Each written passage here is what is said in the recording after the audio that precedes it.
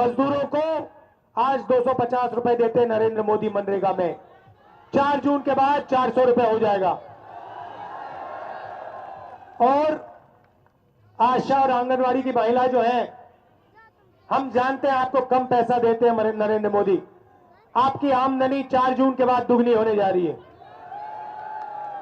इंडी गठबंधन वालों ने भारत के खिलाफ ही किसी से सुपारी ले ली है? आप मुझे बताइए, ऐसे स्वार्थी लोग क्या राष्ट्र रक्षा के लिए कड़े फैसले ले सकते हैं क्या? जरा पूरी ताकत से बताइए, कड़े फैसले ले सकते हैं क्या? कड़े फैसले ले सकते हैं क्या? कड़े फैसले ले सकते हैं क्या? कि कांग्रेस वाले अदानी अंबानी घर से अब ट्रक निकल रहे हैं और उसीलिए कांग्रेस वाले बात नहीं कर रहे। अरे भाई, ईडी तुम्हारे पास है, इनकम टैक्स डिपार्टमेंट तुम्हारे पास है और सीबीआई तुम्हारे पास है। अगर कांग्रेस के घर को अगर जा रहा था तो तुम क्या सो रहे थे? या हेमंत सोरेन को कुछ सबूत नहीं, उनको पकड़ते हो, अदानी और अंबानी को क्यों नहीं पकड़े? ट्रक में पैसा आ रहा है।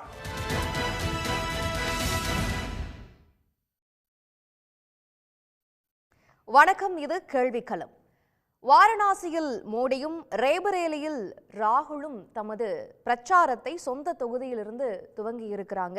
வாரணாசியில பிரதமர் மோடி பிரச்சாரத்தை நாளைக்கு மிகப்பெரிய ரோட் ஷோ நடத்தி துவங்குவதற்கு முன்பாக மதன் மோகன் மாளவியா சிலைக்கு மாலை அணிவித்து இந்த பிரச்சார களத்தை நாமினேஷனுக்கு முன்பான இந்த ரோட் ஷோவை துவங்க இருக்கிறாரு. அதே போல தனது பாட்டியான இந்திரா காந்தி அவர்களின் நினைவிடத்தில் ஆசீர்வாதத்தை வாங்கி ரேபரேலியில் ராகுல் காந்தி தன்னுடைய பிரச்சாரத்தை தொடங்க இருக்கிறார். இன்னொரு பக்கம் பிரச்சார களத்தில் அதானி அம்பானியை கைது செய்ய முடியுமா என பிரதமர் மோடிக்கு மல்லிகார்ஜுன கார்கே அதிரடி சவாலை விடுத்ததோடு இங்கு கைது செய்யப்படுபவர்கள் எல்லாம் ஹேமந்த் சோரன் போன்றவர்கள் தான் என்கின்ற விஷயத்தையும் ஜார்க்கண்ட்ல பேசியிருக்கிறாங்க. இந்த நிலையில்தான் இன்று 4ஆம் கட்ட தேர்தல் நாடு முழுக்க நடந்து முடிந்திருக்கிறது. இதுவரை நடந்த 4 கட்ட தேர்தலில் முன்னேறுவது காங்கிரஸா பாஜகவா என்கின்ற பொருளில்தான் இன்றைய கேள்விக்களம் கட்டமைக்கப்பட்டிருக்கிறது. அரங்கத்தில் இணைந்திருக்கக்கூடிய விருந்தினர்களை வரவேற்போம். திமுகவிலிருந்து இணைந்திருக்கிற திரு மதிவாணன் அவர்களை வரவேற்கிறேன். பாஜகவிலிருந்து இணைந்திருக்கிற திரு குமரகுரு அவர்களை வரவேற்கிறேன். அதே போல காங்கிரஸில் இருந்து இணைந்திருக்கிற அலீமல் புகாரி அவர்களையும் வரவேற்கிறேன். அரசியல் விமர்சகர் ரவீந்திரன் துரைசாமி அவர்களையும் பத்திரிகையாளர் கே கார்த்திகேயன் அவர்களையும் இந்த விவாதத்திற்கு வரவேற்கிறேன். முதல்ல கார்த்திகேயன் அவர்களிடமிருந்து போகணும்னு நினைக்கிறேன். இப்போ 4ஆம் கட்ட தேர்தலும் நடந்து முடிஞ்சிருக்கிறத பார்க்கிறோம். சொந்த தொகுதியில பிரதமர் மோடியும் ராகுல் காந்தியும் களம் இறங்குறாங்க இன்றிலிருந்து நாளையிலிருந்தே. இந்த சூழலை நீங்க எப்படி கணிக்கிறீங்க? 4ஆம் கட்ட தேர்தல் வரைக்குமான காங்கிரஸ் மற்றும் பாஜகவினுடைய இந்த முன்னேற்றம் அப்படிங்கிறது எப்படி இருக்கு? இல்லை, நாம் இன்றைய தேர்தல் முடிந்ததுக்கு முன்பு வரை 3 கட்ட தேர்தலில் பதிவான வாக்குகள் அந்த புவர் டர்ன் அவுட், குறைவான ஒரு டர்ன் அவுட் சென்ற முறையோடு ஒப்பிடும் பொழுது, சென்ற முறை 72% மேலாக இருந்தது, இந்த முறை 66% தான் இருந்தது. அப்போ அந்த புவர் டர்ன் அவுட்ன்றது பொதுவாக பாஜகவிற்கு ஆதரவாக இல்லை, ஒரு மோடி அலை இல்லை அப்படின்ற ஒரு பார்வை பொதுவாகவே உண்டு. அதற்கு ஏற்றாற் போல் பார்த்தீங்கன்னா, நீங்கள் ஸ்டாக் மார்க்கெட் ஒரு சென்ற வாரம் ஒரே நாளில் ஒரு 7.62 லட்சம் கோடி அளவிற்கு ஒரு சரிவை சந்தித்தது. அதற்கு காரணம் சொல்வது இப்போ பல்வேறு இந்த ஃபாரின் போர்ட்ஃபோலியோ இன்வெஸ்டர்ஸ்ன்னு சொல்லுவாங்க, ஃபாரின் இன்ஸ்டிடியூஷன் இன்வெஸ்டர்ஸ், எஃப்ஐஐ எஃபிஐகள் அவருடைய முதலீடுகளை திருப்பி எடுத்து செல்வது ஒரு காரணம். இன்னொரு முக்கிய காரணமாக இதை ஸ்டாக் மார்க்கெட்டை உற்று நோக்கக்கூடிய அந்த நிறுவனங்கள், பிலிப் கேபிட்டல் போன்ற நிறுவனங்கள்லாம் வெளிப்படையாகவே இந்த லோ டர்ன் அவுட் பாஜகவிற்கு சாதகமாக இல்லை, அவர்களுக்கு அனுகூலமாக இல்லைன்னு வெளிப்படையாக பேட்டிகளாகவே அவர்களோட ஆய்வுகளாகவே கொடுத்துருக்காங்க. இது 400 தொகுதிகளை பாஜக எட்ட வேண்டும் என்ற அவருடைய இலக்கு நிச்சயமாக சாத்தியமில்லை, அன்லைக்லின்ற வார்த்தையே பயன்படுத்தி இருந்தார்கள். அதே போல் ஒருவேளை இந்திய கூட்டணியாக 300லிருந்து 330 சீட்டு வரை பெற்றாலும் கூட மார்க்கெட் வந்து வீழ்ச்சியைத்தான் சந்திக்கும். ஆனால் இதுவரை வந்து இந்த குறைவான வாக்குப்பதிவு என்பது பாஜகவிற்கு சாதகமாக இல்லை அப்படின்ற கருத்துக்களை வந்து அந்த மார்க்கெட் அசஸ் பண்ணக்கூடிய நிறுவனங்கள் வந்து பேட்டிகளாக சென்ற வாரத்தில் நம்ம அந்த மார்க்கெட் சரிவுக்கு அப்புறம் கொடுத்த பேட்டிகளில் பார்த்தோம். பொதுவான கருத்து வந்து ஒரு பெரிய அபரீதமாக பெரிய அளவிற்கு ஒரு வாக்கு சதவீதம் நடக்கும் பொழுது என்னென்னா, மக்கள் வந்து ஆளும் அரசோ இல்லை அங்கே இருக்கக்கூடிய மாநிலத்திலேயோ இல்லை ஒன்றியத்திலேயோ இருக்கக்கூடிய அரசு மீது இருக்கக்கூடிய அதிருப்தியில் கோபத்தை வெளிப்படுத்துவதற்காக பெரிய அளவில் வந்து அணிதிரண்டு வந்து வாக்களிக்கிறார்கள் அப்படின்ற ஒரு பார்வை உண்டு. அதேபோல் மிக குறைவாக வாக்கு, அதாவது இயல்பான சராசரியை விட குறைவாக இருக்கும்பொழுது என்னென்னா, அந்த மக்களுக்கு வந்து ஒரு சலிப்பு இருக்கிறது அப்படின்ற ஒரு பார்வை வந்து எப்பொழுதுமே உண்டு. நான் ட்ரெடிஷ்னலாக தேர்தல்களை அப்படி தான் பார்ப்பார்கள். அப்போது இந்த ஒரு சலிப்பு, ஒரு 10 ஆண்டு ஆட்சியின் ஒரு இருக்கக்கூடிய நிச்சயமாக ஒரு ஆன்டி இன்கம்பன்சி இருக்கும். ஏன்னா பாஜக தொடர்ந்து சொல்கிறது 3 ஆண்டுகள் திமுகவுக்கு ஆன்டி இன்கம்பன்சி இருக்குன்னா, அப்போ 10 ஆண்டுகள் ஆட்சி செய்யக்கூடிய ஒரு அரசுக்கு வந்து நிச்சயமாக பெரிய ஒரு ஆன்டி இன்கம்பன்சி இருக்கும். அந்த சலிப்பு வந்து புவர் டோன் அவுட்டிற்கு ஒரு காரணமாக இருக்கலாம் அப்படின்னு சொல்கிறது. இன்று கூட தேர்தலில் நீங்கள் பார்த்தீங்கன்னா, இன்று முக்கியமானதாக வந்து உத்தரப்பிரதேசத்தில் 13 தொகுதிகள், மகாராஷ்டிராவில் 11 தொகுதிகள், பீகாரில் ஒரு 5 தொகுதிகள். அந்த இது பாஜக ஆளும் இல்லை கூட்டணி ஆட்சி செய்யக்கூடிய மாநிலங்களில் டர்ன் அவுட் பார்த்தீங்கன்னா, இப்போ மேற்கு வங்கத்திலாம் 72% 5 மணிக்கே இருக்குது. மத்திய பிரதேசில் கூட பாஜக ஆட்சி செய்யும் மாநிலத்தில், அங்கே சமீபத்தில் ஆட்சியில் வந்த மாநிலத்தில் கூட ஓரளவுக்கு அங்கே ஆரம்பம் முதலே வந்து 3 கட்டத்திலையும் ஓரளவுக்கு டர்ன் அவுட் நல்லா தான் இருக்குது. ஆனால் இந்த மகாராஷ்டிரா, உத்தரப்பிரதேஷ் மற்றும் பீகாரில் வந்து பொதுவாகவே அந்த வாக்குப்பதிவு இந்த முறை பார்த்தீங்கன்னா, அதுவும் குறிப்பாக மகாராஷ்டிராவில் 5 மணி நிலவரப்படி வந்து வெறும் 52%, உத்தரப்பிரதேஷ்லையும் வெறும் 56% தான் பதிவாயிருக்கு. அப்போ அது எப்படி இருந்தாலும் வந்து 70 எட்டுவதற்கான வாய்ப்புகள் இல்லைன்றதான் தெரியுது. மேபி வந்தாலும் வரலாம். ஆனால் அந்த எண்ணிக்கை வந்து குறைவாக இருக்கிறது வந்து அங்கே இருக்கக்கூடிய ஒரு சலிப்பை வந்து மக்கள்கிட்ட பார்க்க முடியுது. அதே போல் வந்து இருக்கக்கூடிய சவால்கள், பிரச்சனைகள்னு இப்போது குஜராத்தில் வந்து அங்கே இருக்கக்கூடிய ரஜபுத்துகள் வந்து பாஜகவுக்கு எதிராக பரஷோத்தம் ருபாலாவை அவர்களை நிறுத்தியதற்கு எதிராக, அவருக்கு எதிராக வந்து அவரை பின்வாங்க செய்யாமல் அவர் மன்னிப்பு கோரினால் போதும் என்று ஒரு முடிவெடுத்ததுனால அவருக்கு பாஜகவிற்கு எதிராக எல்லா இடத்திலும் வாக்களிப்போன்ற ஒரு நிலையில் இருக்காங்க. இதே போல் வந்து இங்கே மகாராஷ்டிராவில் பார்த்தீங்கன்னா, மனோஜ் பாட்டீல்னு சொல்லக்கூடிய அந்த மராத்தா கோட்டா கேட்டு உண்ணாவிரதம் இருந்து அங்கே பெரிய செல்வாக்காக சமீப காலங்களில் வந்திருக்கக்கூடியவர் வந்து வெளிப்படையாக பாஜகவுக்கு எதிரான பேட்டிகளையே கொடுக்குறார். மராத்தாவிற்கு கோட்டா கொடுப்பதில் வந்து தேவேந்திர ஃபட்னவிஸ் குறிப்பாக வந்து 10% இடஒதுக்கீட்டில் வந்து இன்னும் வந்து அது அமலுக்கு வரவில்லை. அதில் வந்து அங்கே கூட்டணியில் இருக்கக்கூடிய சகன் புஜ்பால், அதாவது அந்த பிரேக்அவே ஃபேக்ஷன் என்சிபியில் இருக்கக்கூடிய சகன் புஜ்பால் வந்து அதை வெளிப்படையாகவே எதிர்க்கிறார். இதையெல்லாம் வந்து காரணம் காட்டி பாஜகவிற்கு எதிரான ஒரு நிலைப்பாட்டை வந்து வெளிப்படையாகவே அறிவிக்கிறார். அவர்கள் மராத்தா மக்கள் வந்து அங்கே வெளிப்படையாக அவர்களை எதிர்க்க வேண்டும் என்ற நிலைப்பாட்டை எடுக்கிறார். அதுபோக தொடர்ந்து இப்போ பிரதமருடைய அந்த பிரச்சாரம் என்பது ஒரு நெகட்டிவான கேம்பெயினாக பாஜக காங்கிரஸினுடைய அவர்களுடைய மேனிஃபெஸ்டோவில் இருக்கக்கூடிய விஷயங்களை சாத்தியமில்லை, காங்கிரஸ் ஆட்சிக்கு வந்தால் இதை எடுத்துவிடும், இதை செய்துவிடும்னு சொல்லி தொடர்ந்து ஒரு நெகட்டிவ் கேம்பெயினாகத்தான் முன்னிறுத்தி இருக்கிறார். அவர் வந்து என்ன சாதனை செய்ய போகிறார், என்ன ஒரு வளர்ச்சி திட்டத்தை முன்னிறுத்த போகிறார்ன்ற பெரிய அளவுக்கு பிரதானப்படுத்தாமல், அவர் சொல்லவே இல்லை, நான் சொல்ல, அவர் பிரதானப்படுத்திய விஷயங்கள் வந்து காங்கிரஸ் உங்களுடைய தாலிகளை பிடுங்கிவிடும், இல்லை ஒரு எரும மாடு 2 வைத்திருந்தால் 1 பிடுங்கிவிடும் அப்படின்னு தொடர்ந்து வந்து காங்கிரஸ் ஆட்சிக்கு வந்தால் என்று காங்கிரஸ் முக்து பேசிய, காங்கிரஸ் இல்லாத இந்தியாவை உருவாக்குவோம் என்று பேசிய பிரதமர் மோடி அவர்கள் இன்று காங்கிரஸ் ஆட்சிக்கு வந்தால் இதையெல்லாம் செய்துவிடும் என்று, இந்த காங்கிரஸ் ஆட்சிக்கு வருவதற்கான சாத்தியக்கூறு இருக்கு. இந்தியா கூட்டணி ஆட்சிக்கு வந்தால் ஆண்டுக்கு ஒரு பிரதமர் இருப்பார், 5வது ஆண்டு வாய்ப்பு இருந்தால் ராகுல் காந்தி, முதல் ஆண்டில் வந்து பிரதமராக ஸ்டாலின் இருப்பார் என்று பேசும் பொழுது, அப்போ இந்தியா கூட்டணி வந்து ஒருவேளை வந்து இந்தியா காங்கிரஸ் உள்ளடக்கிய இந்தியா கூட்டணி தலைமையின் கூட வச்சுக்கலாம், அவர் அந்த கூட்டணி ஆட்சி அமைப்பதற்கான ஒரு வாய்ப்பு இருக்கிறதுன்றதை வந்து அங்கீகரிக்கும் விதமாக தொடர்ந்து இவரே பேசி வருகிறார். மாறாக இன்னொரு பக்கம் வந்து மக்களுடைய அந்த அன்றாட பிரச்சனைகள், அந்த வேலையின்மையாகட்டும், இல்லை விலைவாசி பிரச்சனைகள், இல்லை சமூக நீதி பிரச்சனை, அதாவது கிளாஸ் அண்ட் காஸ்ட் இரண்டையுமே வந்து இந்த முறை வந்து மிகவும் அற்புதமாக வந்து காங்கிரஸ் தரப்பில் வந்து கையாண்டிருக்காங்க. அவருடைய பிரச்சாரத்தில், ராகுல் காந்தியினுடைய பிரச்சாரத்தில் வந்து நீங்க தலை தோங்கி இருக்கிறது. பாஜகவினுடைய பிரச்சாரத்திலையும் வந்து சொல்லப்படுவது, காங்கிரஸ் வந்து ஆட்சிக்கு வந்தா மத ரீதியான இடஒதுக்கீட்டுக்கு வழிவகுக்கும், எஸ்சி எஸ்டி ஓபிசியினுடைய இடஒதுக்கீடு பறிக்கப்படும், இது போன்ற விஷயங்கள் சொல்லப்படும் பொழுது அந்த வாக்குகள் காங்கிரஸுக்கு எதிராக போவதற்கு வாய்ப்பே இல்லைன்னு நினைக்கிறீங்களா? அதை காங்கிரஸ் சரியாக பிரச்சாரத்தில் எடுத்துட்டு போயிருக்காங்களா? இல்ல முற்றிலும் வந்து பாஜகனுடைய பிரச்சாரம் முற்றிலும் தோல்வியில போகும், அது எடுபடவே இடாது அப்படின்ற அந்த கருத்துக்கு நான் வரல. பாஜக இவ்வளவு தீர்மானமாக ஒரு மத ரீதியான பிரச்சாரத்தை எடுத்து செல்வதற்கான காரணம் அவர்களுக்கு ஒரு நம்பிக்கை இருக்குது. ஏன்னா அவர்களுக்கு வந்து பலனும் தந்திருக்குது. மேற்கு வங்கத்தில் உத்தரப்பிரதேசத்தில் பார்த்துருக்குறோம், மத்திய பிரதேசத்தில் பார்த்துருக்கிறோம், ராஜஸ்தானில் சட்டமன்ற தேர்தல்களில் பார்த்துருக்கோம். சென்ற முறை வந்து பாராளுமன்ற தேர்தலில் இது போன்ற பிரச்சாரங்கள் அவங்களுக்கு எப்படி கை கொடுத்துன்னு பார்த்துருக்கோம். அதனால் பாஜக தொடர்ந்து வந்து அந்த புள்ளியை மட்டுமே நம்பி இருக்காங்க. ஏன்னா வந்து நீங்கள் 2014 பேசின வளர்ச்சியோ இல்லை அனைவருக்குமா உள்ளடக்கிய வளர்ச்சின்னு 2019 பேசினதோ அந்த விஷயங்களை இந்த முன்னெடுக்கல. இந்த முறை வந்து பிரதானமாக மதம் சார்ந்து இந்துக்களின் இடஒதுக்கீடு பறி போய்விடும் காங்கிரஸோ இல்லை இந்தியா கூட்டணி ஆட்சிக்கு வந்தால்ன்ற விஷயத்தை முன்னெடுக்கிறாங்க. அதுவே வந்து பார்த்தீங்கன்னா ஒரு எதிர்வினையாக தான் செய்கிறாங்க. எதற்குன்னு பார்த்தா ராகுல் காந்தி அவர்கள் தரப்பில் வந்து இல்லை இந்தியா கூட்டணி தரப்பில் அவர்கள் சொல்லக்கூடியது ஜாதிவாரி கணக்கெடுப்பு எடுத்து இடதர பிற்படுத்தப்பட்டோர் மற்றும் பட்டியலின பழங்குடிய மக்களுடைய பிரதிநிதித்துவம் வந்து அவர்களுடைய விகிதாச்சார அடிப்படையில் அவருடைய பின்தங்கிய நிலையின் அடிப்படையில் சீர்திருத்தப்படும் அப்படின்ற ஒரு வாக்குறுதியை இப்போ கொடுக்குறாங்க. 50% சீலிங்கை அந்த இந்திரா சாணி கேஸில் கொடுத்ததை பிரீச் பண்ணுவோம் நிச்சயமாக. அது ஏற்கனவே ஆயிடுச்சு 10% இடபிள்யூஎஸ்ல. ஆனால் அதற்கேற்றவாறு வந்து அவர்களுக்கு கொடுக்க வேண்டிய இடஒதுக்கீடை இன்னும் உயர்த்துவோம் அப்படின்ற ஒரு விஷயத்தை வந்து முன்னிறுத்துறாங்க. அதற்கு எதிர்வினையாகத்தான் இல்லை வந்து இவர்கள் வந்து பறித்து விடுவார்கள்ன்ற ஒரு முழக்கத்தை வைக்கிறாங்க.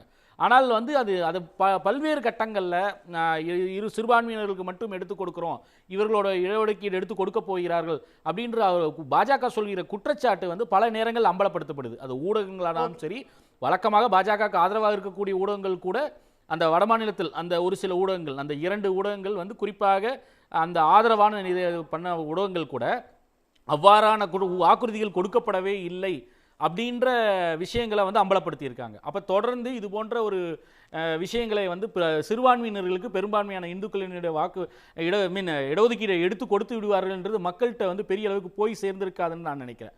ஆனால் பாஜக வந்து அவருடைய பிரச்சாரத்துல ஒரு முக்கியமான ஒரு விஷயமாக இந்த இடஒதுக்கீட்டு பிரச்சனை இருந்தது.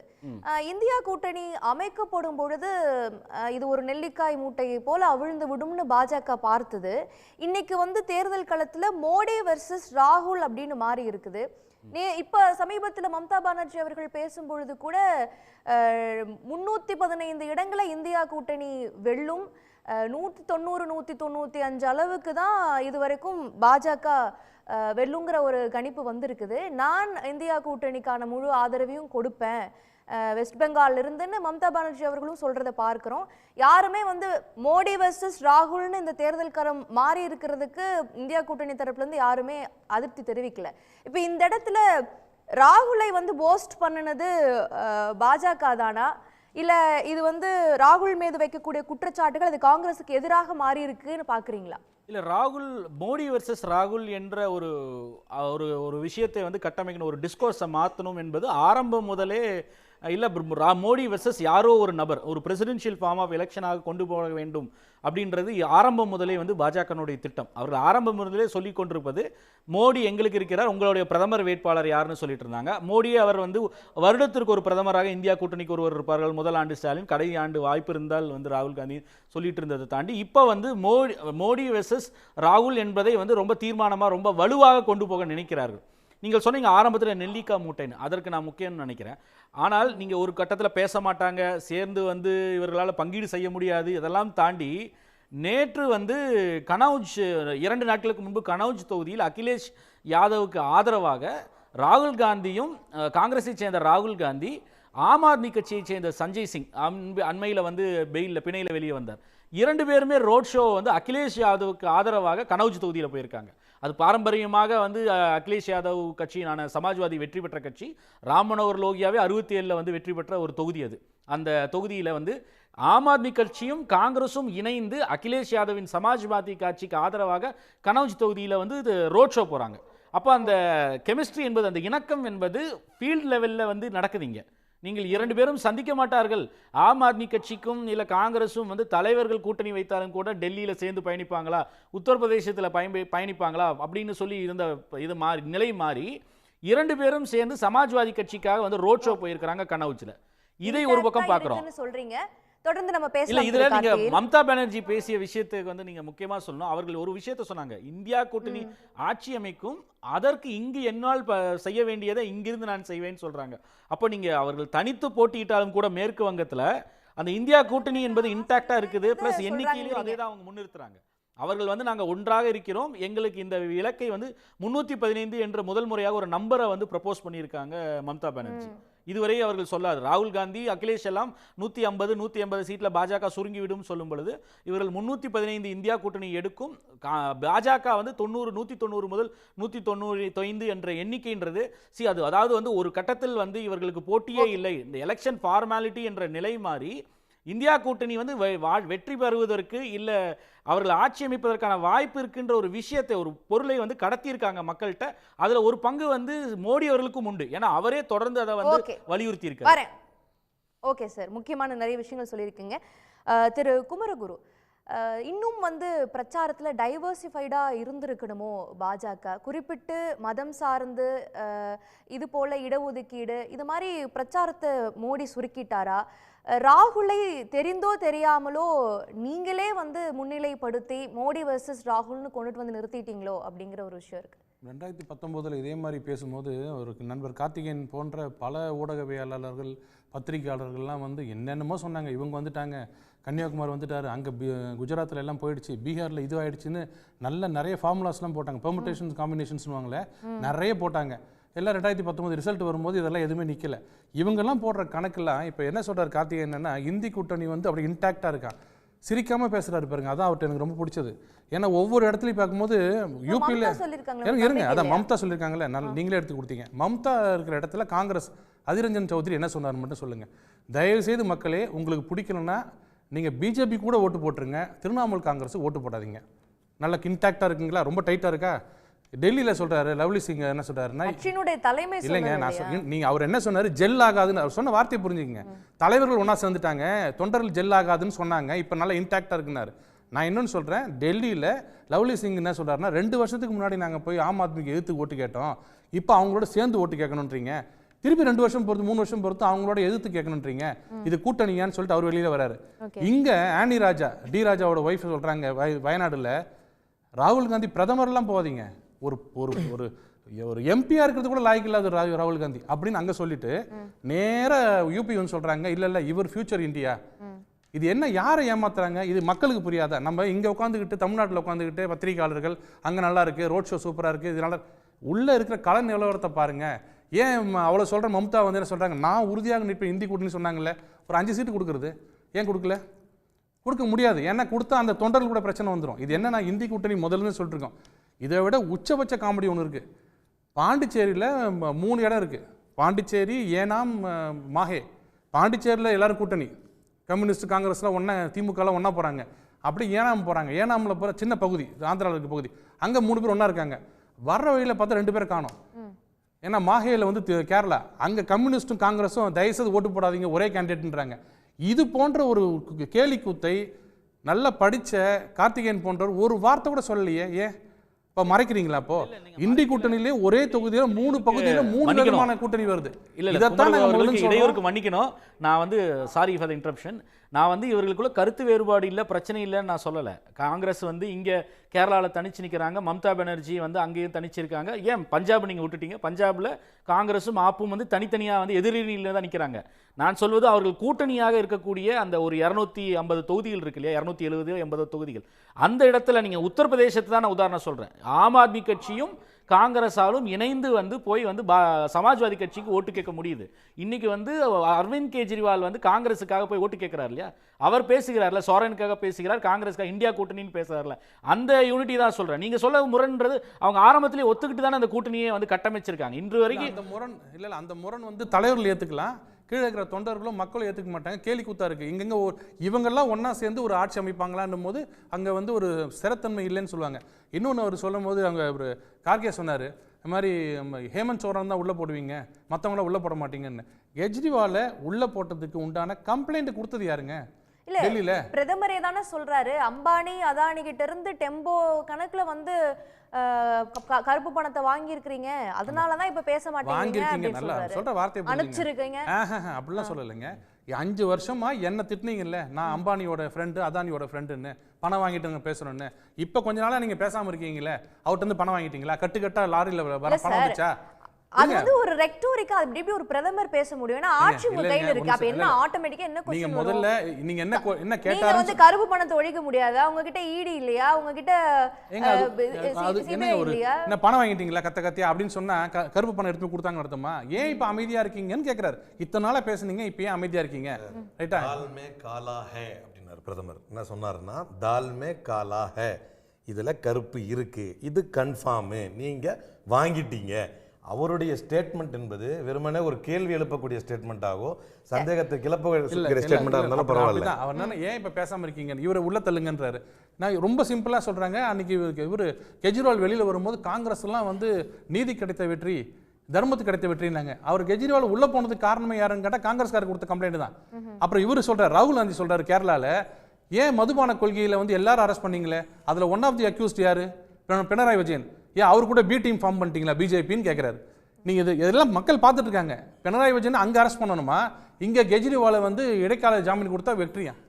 இது என்னன்னா மொத்த கூட்டணின்றது, இந்தி கூட்டணிங்கிறது முரண்பாடுகளில் மொத்த உருவம். இது எல்லாருக்கும் தெரியும். ஒரு ஆன்டி இன்கம்பன்சிங்கிறது வந்து இல்லைன்னு நினைக்கிறீங்களா 10 ஆண்டு கால ஆட்சியில?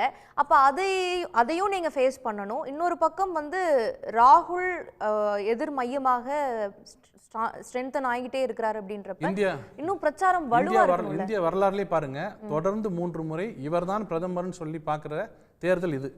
3வது முறையாக மன்மோகன் சிங் பிரதமர் சொல்லல, 2வது முறை சொன்னாங்க, அடுத்த தடவை சொன்னாங்க. 3 முறை இவர்தான் பிரதமர்னு சொன்ன ஒரே தேர்தல் இதுதான். இப்போ ஆரம்பிக்கும் போதே எதிர்க்கட்சிகள் தான் சொன்னாங்க தவிர மத்தவங்க எல்லாருமே இல்ல 3வது நீங்க வந்துருவீங்க. பிரதமர் வேட்பாளரே இல்லாம காங்கிரஸ் தேர்தலை சந்திச்சு ஜெயிச்சிருக்குது. இந்தியா ஷைனிங் அப்படின்ற விஷயங்கள் எல்லாம் 2004ல முன்னெடுத்து வச்சு பிரதமர் வேட்பாளரை ஸ்ட்ராங்கா முன்னெடுத்து வச்ச பாஜக தோற்கவும் செஞ்சிருக்குது. என்ன சொல்ல வரீங்க? அதனால பிரதமர் இல்ல நான் சொல்றது 3 முறையாக ஒரே நபரை கை காமிச்சு இவர் பிரதமர்னு சொல்லி அவருக்கு அதிலே என்ன क्वेश्चन வருது அப்படின்னா 75 வயது ஆயிட்டா உங்க கட்சியில ரிட்டையர்மென்ட்னு ஒரு விஷயம் இருக்குதாமே. ஆனா நேத்து சொல்லிட்டார் அமித்ஷா. இல்ல அதே அமித்ஷா 2005ல வந்து சொல்றாரு 60 வயதை கடந்துட்டா இளைஞர்களுக்கு வழி விடணும் தலைவர்கள் அப்படின்னு சொல்லிட்டு சொல்றாரு. நீங்க உங்களை அறியாம ஒன்னு சொல்றீங்க, மோடி எங்களால் ஜெயிக்க முடியாது, அந்த 75 இயர்ஸ் இருக்குல்ல அதுலயாவது கொஞ்சம் எப்படியாவது கன்சிடர் பண்ணி அவரை எப்படி அனுப்பிச்ச முடியுமா அதானே கேக்குறீங்க? தோக்குறதா நீங்க என்ன சொல்றீங்க? இல்ல யாருக்கு மோடிக்கு யாருக்கு வாக்கு சேகரிக்கிறீங்களே, மக்கள் யாரை நம்பி வாக்களிக்கணும்? நீங்க என்ன சொல்லணும்னா மோடிக்கு வாக்களிச்சிட்டு நீங்க அமித்ஷாவை பிரதமர் ஆக்கினீங்கன்னா நீங்க நான் சொல்றேங்க, நீங்க இப்பதான் சொன்னீங்க பிரதமரை காமிக்காம ஜெயிக்குது காங்கிரஸ்னு. நாங்க பிரதமரை காமிச்சு 75 வயசுலாம் கிடையாதுன்னு சொல்லிட்டோம். திரும்ப 75 வயசு நீங்க ஆசை என்ன காட்டுறீங்கன்னா அட்லீஸ்ட் ஒரு வருஷம் தான் அவர் 2019ல சொன்னது வந்து அமித்ஷா வீடியோவே இருக்கு. விதி யார் சொன்னது? எங்க இருக்கு விதி? அந்த மாதிரி இல்லன்னு சொல்லி அமித்ஷா நேத்து சொல்லிருக்காரு. அந்த மாதிரி 2019ல சொல்லிருக்காரு அமித்ஷா. 2019ல சொல்லிருக்காரு. எப்போ கொடுத்தாங்க? வரலாறு படிங்க. 2009ல ஒரு வயசு என்ன? 81. அப்ப அவர் பிரதமரா நாங்க ப்ரொஜெக்ட் பண்ணிருக்கோம். 25 வயசுல ரிட்டையர் ஆயிரணும்னு சொன்னதும் அதே அமித்ஷா தானே சார்? அவருடைய வீடியோ வச்சு தான் பேச்சு. 2019ல சொல்லிருக்காரு சார். 2019ல அமித்ஷா சொல்லிருக்காரு. அந்த வீடியோ இருக்கு, சமூக வலைதளங்கள்ல இருக்கு. 75 வயதுக்கு மேல ஓய்வு பெறணும் அப்படின்னு சொல்லி அவர் சொன்னது வந்து அமித்ஷா தான் வந்து அந்த காணொலியில இருக்கு. கார்த்திகேயன் சொன்னது நிறைய விஷயம் நடந்திருக்கு. இங்க என் வீட்டில் என் மகனோ மருமகனோ யாரும் வரமாட்டான்னு சொல்லி வந்திருக்காங்க. அரசியல கேட்டீங்கன்னா சொன்னீங்க, இல்ல கேட்டீங்கன்னா சொன்னீங்க எங்க கட்சி நாங்க பாத்துக்கிறோம். நீங்க இது எங்க கட்சி சார், நாங்க விதி இப்ப மாத்துவோம் நாளைக்கு மாத்துவோம். நீங்க எதுக்கு ரொம்ப வருத்தப்படுறீங்க? இல்ல நான் அரசியலுக்கு வர மாட்டாருன்னு சொல்லி அரசியல் வந்து மந்திரி ஆயிட்டாரு சார். அப்ப உங்கள மாதிரியே ஒரு விமர்சனத்தை தானே சார், அது அதே மாதிரி விமர்சனத்தை தானே அரவிந்த் கெஜ்ரிவால் வைக்கிறாரு. உங்க கட்சி விதியை எப்படி வேணாலும் மாத்திக்கோங்க சார், கான்ஸ்டிடியூஷனே மாத்துவீங்களாமே, அப்படி ஒரு குற்றச்சாட்டு முன்வைக்கப்படுது. 2009ல நாங்க வந்தால் இஸ்லாமியரும் கிறிஸ்தவர்களும் இந்த நாட்டிலே இருக்க மாட்டாங்க அப்படின்னாங்க. இந்த 5 வருஷமா இருக்காங்களே என்ன இல்லையா? பிரச்சாரத்துல அப்படிதானே வெளிப்பாடுகள் இருக்குது. இல்ல நான் சொன்னது இஸ்லாமியர்களுக்கு எதிரான ஒரு வெறுப்பு பேச்சு இது பண்ணணும். அப்படிதான் இல்லங்க, அப்படிதாங்க வரும். சரி நீங்க சச்சார் கமிட்டி ரிப்போர்ட்ல வந்து இஸ்லாமியர்களுக்கு ஈக்குவலான டிஸ்ட்ரிபியூஷன் இல்ல அப்படிங்கிற விஷயங்கள் சொல்லப்பட்டிருக்கு அப்படின்னா அது தரவுகள் மூலமாக தெரிவிக்கப்பட்ட விஷயம் தானே. அப்ப இந்தியன் சிட்டிசன்ஸ்க்கு நீங்க கொடுக்க வேண்டிய அந்த யார் பங்கீடு இல்லைன்னாங்க? நியாயமா யார் கொடுக்கணும்ல. அப்ப இஸ்லாம் மத ரீதியான இடஒதுக்கீடு கூடாது, இங்க இருந்து பிடிங்க இங்க கொடுத்துருவாங்க அப்படின்னா நீங்க என்ன தீர்வு வச்சிருக்கீங்க இஸ்லாமியர்களுக்கு? நீங்க கான்ஸ்டிடியூஷன் முதல்ல பாருங்க. மத ரீதியாக கொடுக்க முடியாதுன்னு கான்ஸ்டிடியூஷன் இருக்கு, சுப்ரீம் கோர்ட் ஜட்ஜ்மெண்ட் இருக்கு, அது விட்டுருங்க. ஏன் கொடுக்கவே இல்ல? மத ரீதியா கொடுக்கல இல்லையா? மத ரீதியா கொடுக்கப்பட்ட இடஒதுக்கீடு கிடையாதுங்க. அது மத ரீதியாவே கொடுக்கப்பட்டது. அவர்கள் பிற்படுத்த பட்டியல்ல சேர்க்கப்பட்டிருக்காங்க. கர்நாடகால பிற்படுத்தப்பட்டோர் பட்டியல்ல சிறுபான்மையினரை சேர்த்தது, முஸ்லிம்களை சேர்த்தது பாஜகவோட கூட்டணியில் இருக்கக்கூடிய தேவகவுடா. அதன் அடிப்படையில் தான் அவர்களுக்கு 4% இடஒதுக்கீடு அவர்களுக்கு கொடுக்கப்பட்டது. ஓபிசின்னு சொல்றேங்க, கொஞ்சம் இருங்க முடிச்சிடுறேங்க. ஓபிசி, எஸ்சி, எஸ்டி இதுதான் இருக்க முடியுமே தவிர மத ரீதியா இடஒதுக்கீடு வர முடியாது, எங்கேயும் வர முடியாது. ஆனா காங்கிரஸ் மேனிஃபெஸ்டோல என்ன சொல்லுது? ஓபிசி, எஸ்சி, எஸ்டி மைனாரிட்டிஸ்க்கு பப்ளிக் கான்ட்ராக்ட்ல நாங்க வந்து ஷேர் கொடுப்போம்ன்றாங்க. இதுல எப்படி கான்ட்ராக்ட்ல வந்து இந்த பிரிட்ஜ் கட்டுறதுக்கு இது வந்து ஓபிசி கட்டுங்க, இந்த பிரிட்ஜ் எஸ்சி கட்டுங்கன்னு சொல்லுவாங்களா? பப்ளிக் கான்ட்ராக்ட்ல ஷேர் கொடுப்போம் இருக்கு, போட்டுருக்கு பாருங்க. உங்க பிரையாரிட்டி பாருங்க. நீ சொல்லுங்க சார், நம்பர் சொல்லுங்க சார். நீங்க அந்த நம்பர் சொல்லுங்க. இல்ல இல்ல நீங்க மேனிஃபெஸ்டோ கான்ட்ராக்ட்ல எங்க இருக்குது அப்படி பாப்போம். நீங்க முடிங்க, அடுத்து நீங்க தான் சொன்னீங்க பாயிண்ட். இல்ல நான் எடுத்து கொடுத்தேன். இது உங்களுக்கு தெரியும் நினைச்சேன், உங்களுக்கு தெரியாம போயிடுச்சு. அல்புகாரி, இப்படி உங்க கூட்டணிக்குள்ளேயே ஒரு மாநிலங்கள்ல ஒரு பிரச்சனை இருக்குது. ஆனா மொத்தமா நாங்க எல்லாம் ஒன்றிணைந்து வந்து இந்தியா கூட்டணி வந்து ஆட்சிக்கு வருவோம், ராகுல் காந்தி பிரதமர் ஆவார் அப்படின்னு சொன்னா கூட்டணிக்குள்ள இருக்கக்கூடிய மற்ற கட்சிகள்லாம் மனப்பூர்வமாக உளமாறதான் ஏத்துக்கிட்டு வேலை செய்யறாங்களா? அப்படி இல்லைங்கிற குற்றச்சாட்டை பாஜக முன்வைக்குது. அதாவது சார் வந்து அதிரந்தன் சௌத்ரி ஸ்டேட்மெண்ட் வந்து ஆரம்பிச்சாங்க. அதிரந்தன் சௌத்ரி அப்படி சொல்லலை, போய் பாஜக கூட்டு போடுங்கன்னு சொல்லலை. நீங்க திரிணாமுல் காங்கிரஸ் செலக்ட் பண்ணி. ஆனா அதிரஞ்சன் சௌத்ரி அவர்களுக்கும் திரிணாமுல் காங்கிரஸுக்கும் அங்க பெரிய ஃபைட் இருக்குதுங்கிறது நம்ம எல்லாத்துக்கும் தெரிஞ்ச விஷயம் தான். நான் சொல்றேன் அது நீங்க போய் பிஜேபிக்கு நீங்க போய் டிஎம்சிக்கு போட்டீங்க அப்படின்னு சொன்னா அல்டிமேட்டா அது காங்கிரஸை வீக்கன் பண்ணும். ஏன்னா டிஎம்சிக்கு போடுறவங்களும் காங்கிரஸுக்கு போடுறவங்களும் செக்யூலர் ஓட்ஸ் தான். பாஜகவுக்கு அவங்களுடைய ஹார்ட் கோர் ஓட்டு போயிடும். நீங்க இப்படி வேஸ்ட் பண்ணாம நீங்க காங்கிரஸுக்கு போடுங்க, அதை விட்டுட்டு நீங்க டிஎம்சிக்கு போட்டீங்கன்னா அதுக்கு பதிலாக நீங்க பிஜேபிக்கு போட்டு போயிடலாம். இதுதான் அவர் பேசினார். ஸோ இது வந்து தேர்தல் களத்தில் எல்லோரும் பேசுவது, தன்னுடைய கட்சிக்கு ஓட் செக்யூர் பண்ண. நான் சொல்ற முரண்பாடின் மொத்த உருவமாக பிஜே பார்ட்டி எப்படி இருக்குது, அதனுடைய ஆட்கள் எப்படி இருக்கிறாங்க, நான் முரண்பாடின் மொத்த உருவம் எப்படி நான் வந்து அன்வீல் பண்றேன். அதே மாதிரி 2019 இப்படி தான் சொன்னாங்க அப்படின்னா 2019 இப்படி பயந்து போய் பிரதமர் மோடி பேசல.